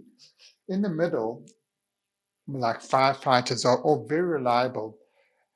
That's where you get about 95% reliability, where you're following guidelines. You still like some variation because you've got certain people who don't fit the guidelines. So that is where you go to reliability. We're aiming, can we get it reliable? That's the standard stuff we do. Ultra adaptive is the more, trauma. So you've got to be, and sometimes in some surgery, they've got to be very adaptive to things they weren't expecting. Just to say, it's like climbing the Himalayas. 1 in 10 fatalities climbing the Himalayas. That's the firefighting is 1 in 100, 1 in a million, 1 in 1,000, 1 in a million. So that's very, very safe. Very, very safe. So what we want to do is look at your services and say, our services are not uniform. We've got to say, what's our profile? So if I'm in obstetrics, which is the highest risk of everything, I don't know if like in the UK and in Ireland, the claims agencies that pay out the money pay most for obstetrics, more than any other. Why? Because if you have severe hypoxia, the baby then has a lifetime of cerebral palsy. The payouts are very high. So the insurance for those obstetricians is higher than anyone else, just about. Okay. So how do we make it safer? Well, you look at the standard care that has to follow the protocols, and you look at how they can know when to not follow the protocols. So you don't say everyone has to be totally rigid, but you allow them to understand their process. So you have to understand your risk profile. That's very important. Then high-level reliability. So high-level reliability, this comes from Wick and Sutcliffe, and this is paying attention to detail, paying attention to how. So the kind of story here is that Apollo 11 or 10 or 11, which blew up, the tiles were falling off, but no one was paying attention to the detail. From the previous ones, they fell off, but they weren't the highest detail. So you've got to pay attention to the smallest errors. So smallest error, if a prescribing errors are there, if you've got scripts that are not right, I can guarantee you will have a severe adverse event eventually. So small errors are important.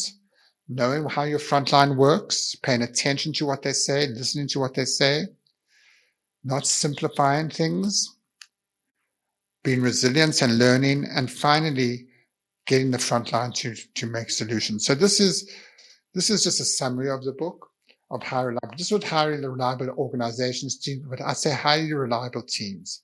A highly reliable team, and I'll just say on medication safety, the consultant every day is asking about how many errors were there in the scripts. Small errors, microgram versus milligram, not written out in full. Wrong drug, wrong dose. Because if you pay attention to that, you'll get rid of the adverse events. Okay, that's the kind of thing. And if attention to the front line, asking the frontline staff, the young doctors, which is the best way to improve your prescribing? Not you must prescribe, but how do you think we can make it safer? So they own this. Can you see the difference? So that's how this applies just for medication safety. The same for falls, for the nurses. I would say, look at the smallest things that are happening. Okay. And how can we make it safer for people on our ward? Not this is what you must do. This is the bundle, but this is the bundle. But how do we do it? How do we apply it in our context, in our area? The theory applied in context. And then there's human factors. And this is what the systems engineering process from Pascal Carrion. I really like it because this is what I teach clinical teams to do every day. I say, every day you have to understand your work system. Who are the people? Which doctors and nurses do we have? Do we have any nurses who are not normally working here? Do we have any doctors who just started? Has any of the doctors or nurses had a baby and didn't sleep all night? They're very tired because we've got to mitigate. These are the kind of things. And then which patients do we have? We have people who shouldn't be here, for example. So, for example, I've got a surgical ward, but because the hospital is full, they put a medical patient on my ward. And the medical doctors are only come in the afternoon to see that patient because they're busy on their own area. You've got that? Outliers, they call them outliers. They're at the highest risk because no one is used to them. So the people, what's the environment like where you're working? Does everyone know how to do the tasks that they're asked to do? And what technology do we need? That's the work system. So we teach clinical teams to assess their work system every day. We ask them to look at their clinical processes, how reliable they are, and we ask them to measure the outcomes. So this is the SEEPS model. There I'll show you the original one over there. But for me, this is what I teach clinical teams. This is making safety their business. So every day they're understanding their work system, their processes, and their outcomes. So in the morning, they would say, did anyone fall yesterday? Any medication harms, because they know their harms. Did anyone do this? Because they're really studying this. So they're studying the desired outcomes. And eventually, the desired come. No one fell, and everyone's happy. As soon as no one fell, then they measure that. And now the last one. So that's just a quick overview, because I'm giving you an overview and hopefully enticing you to think about setting up a program like this. And it's my last 2 slides, is how to co-produce solutions. And this is a definition of co-production from Paul Batalden, and I just added safety into it. That's my addition to his definition. Paul Bertalden is the leading thinker in quality improvements. I've been working with him recently on co-production, and it's the relationships between different people, whether they providers of care, whether they're receivers of care, organizations, to work together to have high quality and output and safety. So it's not something that you tell people to do, it's something you work with people to do. And I then take shared decision making, for example, which is a person-centered care. I've applied it to patient safety, is that how you can get clinical teams to co-assess the safety issues that they have, to co-decide how to solve them, to co-design the solutions, and to co-deliver together. That's shared decision-making when you're talking about patient-centered care. But I'm applying it now to patient safety because I think this is the next step that we haven't done yet. We've been telling people what to do, but we have to co-produce a solution with them. And with that will get us to this learning health system, which is based from Glenn Elwyn and from the team in Dartmouth, is that you have the patients, the care teams who are in partnership, and there they have all the different things that you need to get high value safe care in a learning system. And that is really important in order for us to be safe.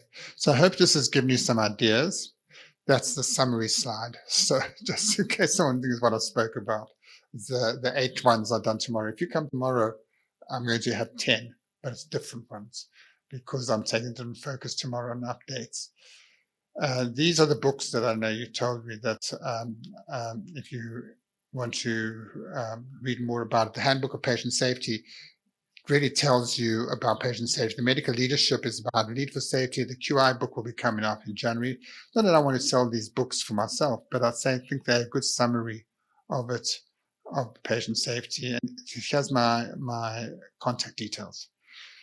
I really like it when people follow up and ask questions and so on. And I'm working with teams in Canada that I've been once to have, and I'm still working with their programs with them years later, advising and helping, because my job is to help you make it safer. Thanks very much.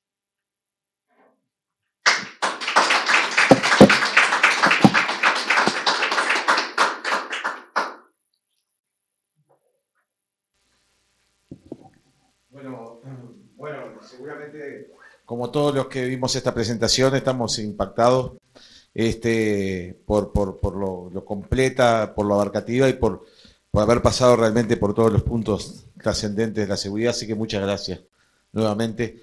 Daniel, no sé si hay alguna pregunta por el canal, no hay. Así que no sé, ¿alguno tiene alguna pregunta? ¿El doctor Lachman, alguna pregunta más?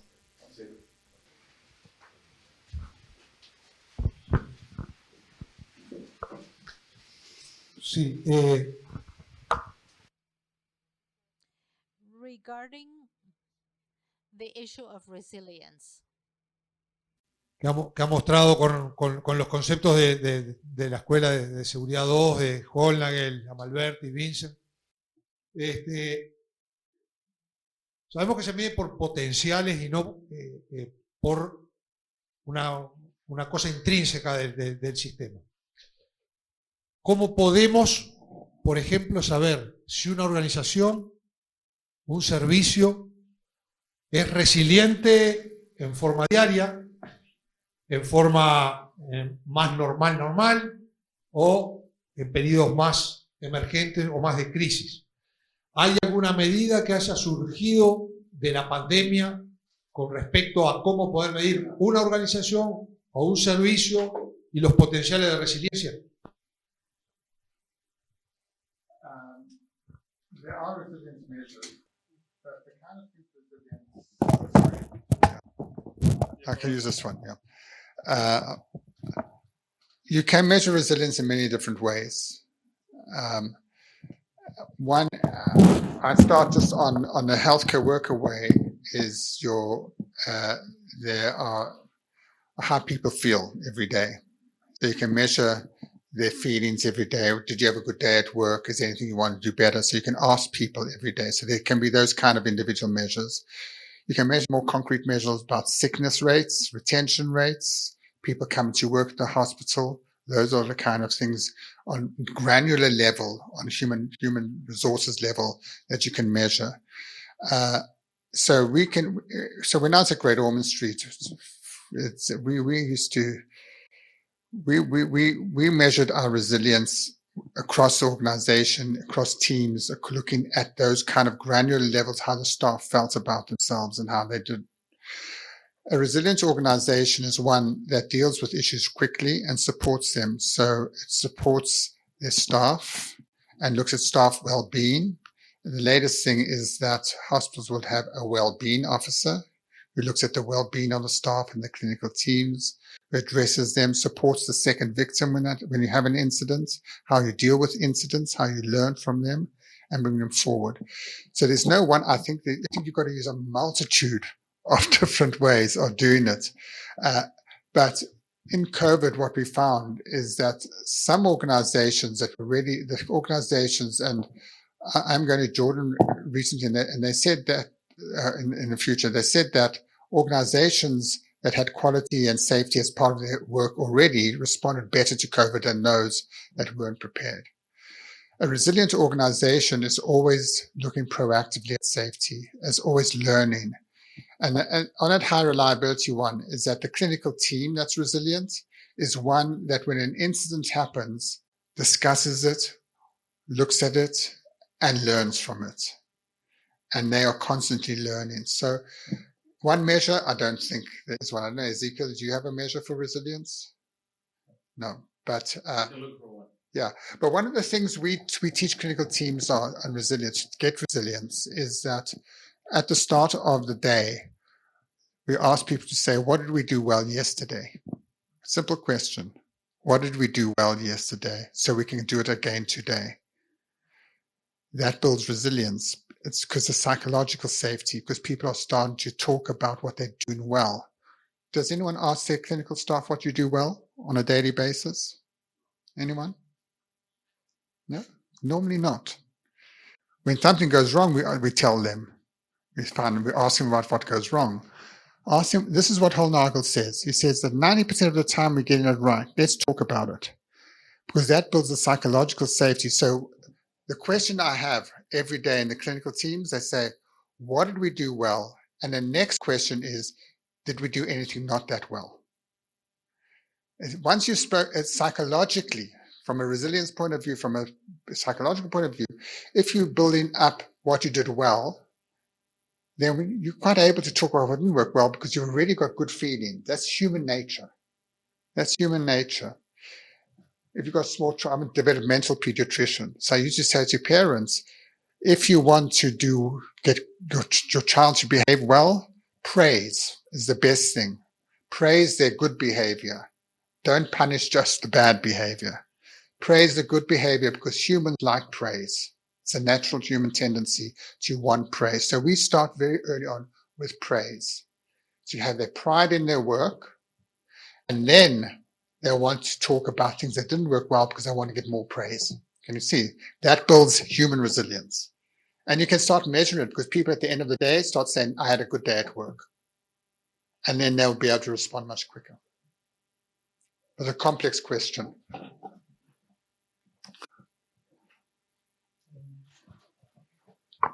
Thank you.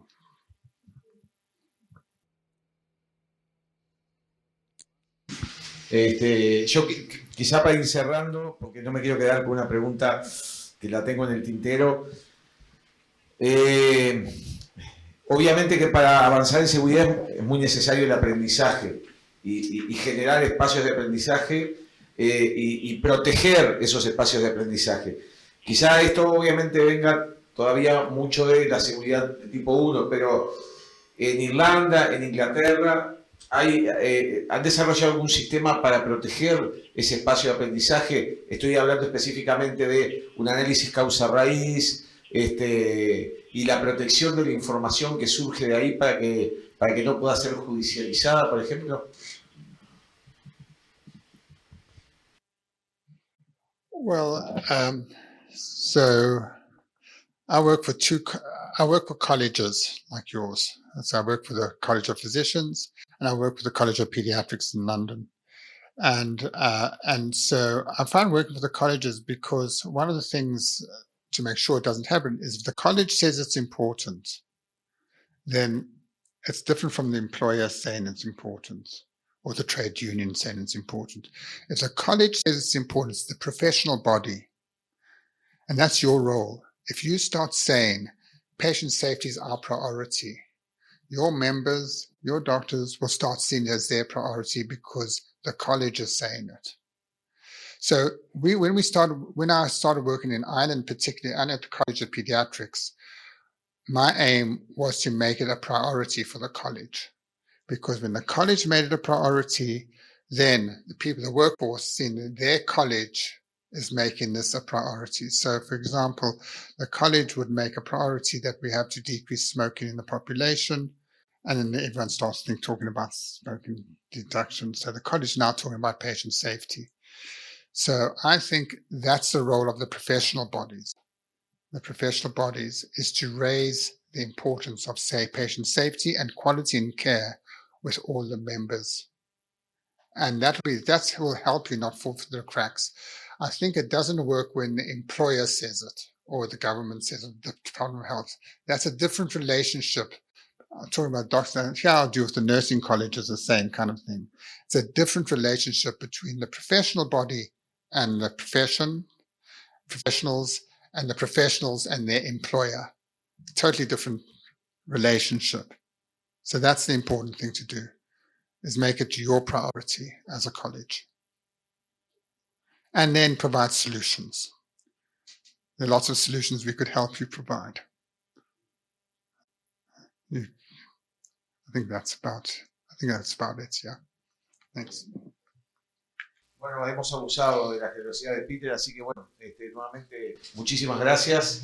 Y una pregunta en YouTube. ¿Una pregunta en YouTube? Sí. ¿La trasladamos mañana?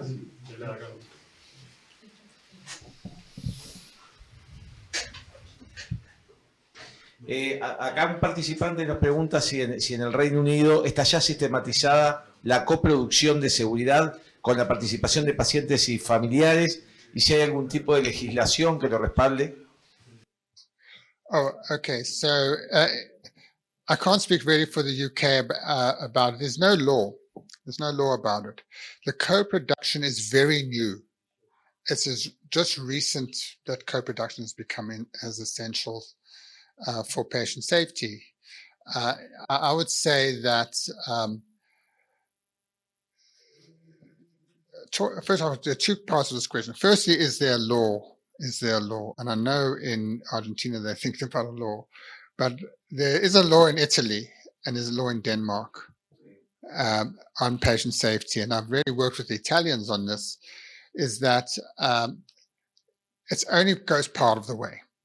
Because if you're going to have a law, you have to give resources to implement the law. And what they have found in Italy is they passed the law that people have to be safe, et cetera, but they didn't give enough resources. So the law result wasn't good. So the law must come with resources for implementation of the law. I think it's a good framework to have a law about patient safety, but it's not the answer, because you have to really work. We are professionals. And part of being professionals, we have to accept it as part of our professional duty. And before, we just accepted it would happen. But now we know, because of the complexity of healthcare, we need to know more. We need to know more than just saying, just because we're doctors or nurses, we'll be safe. That's what we used to say. Now we have to say we have to do more. So I think a law does help, but the co-production is not about a law. The co-production is about people coming together to solve this problem. That's what the co-production is about. And you include patients, clinical staff of all virtues, all types, come together to solve the problem. And then you'll go a long way. Thanks. Muy bien, muchísimas gracias. Vamos por finalizada la actividad.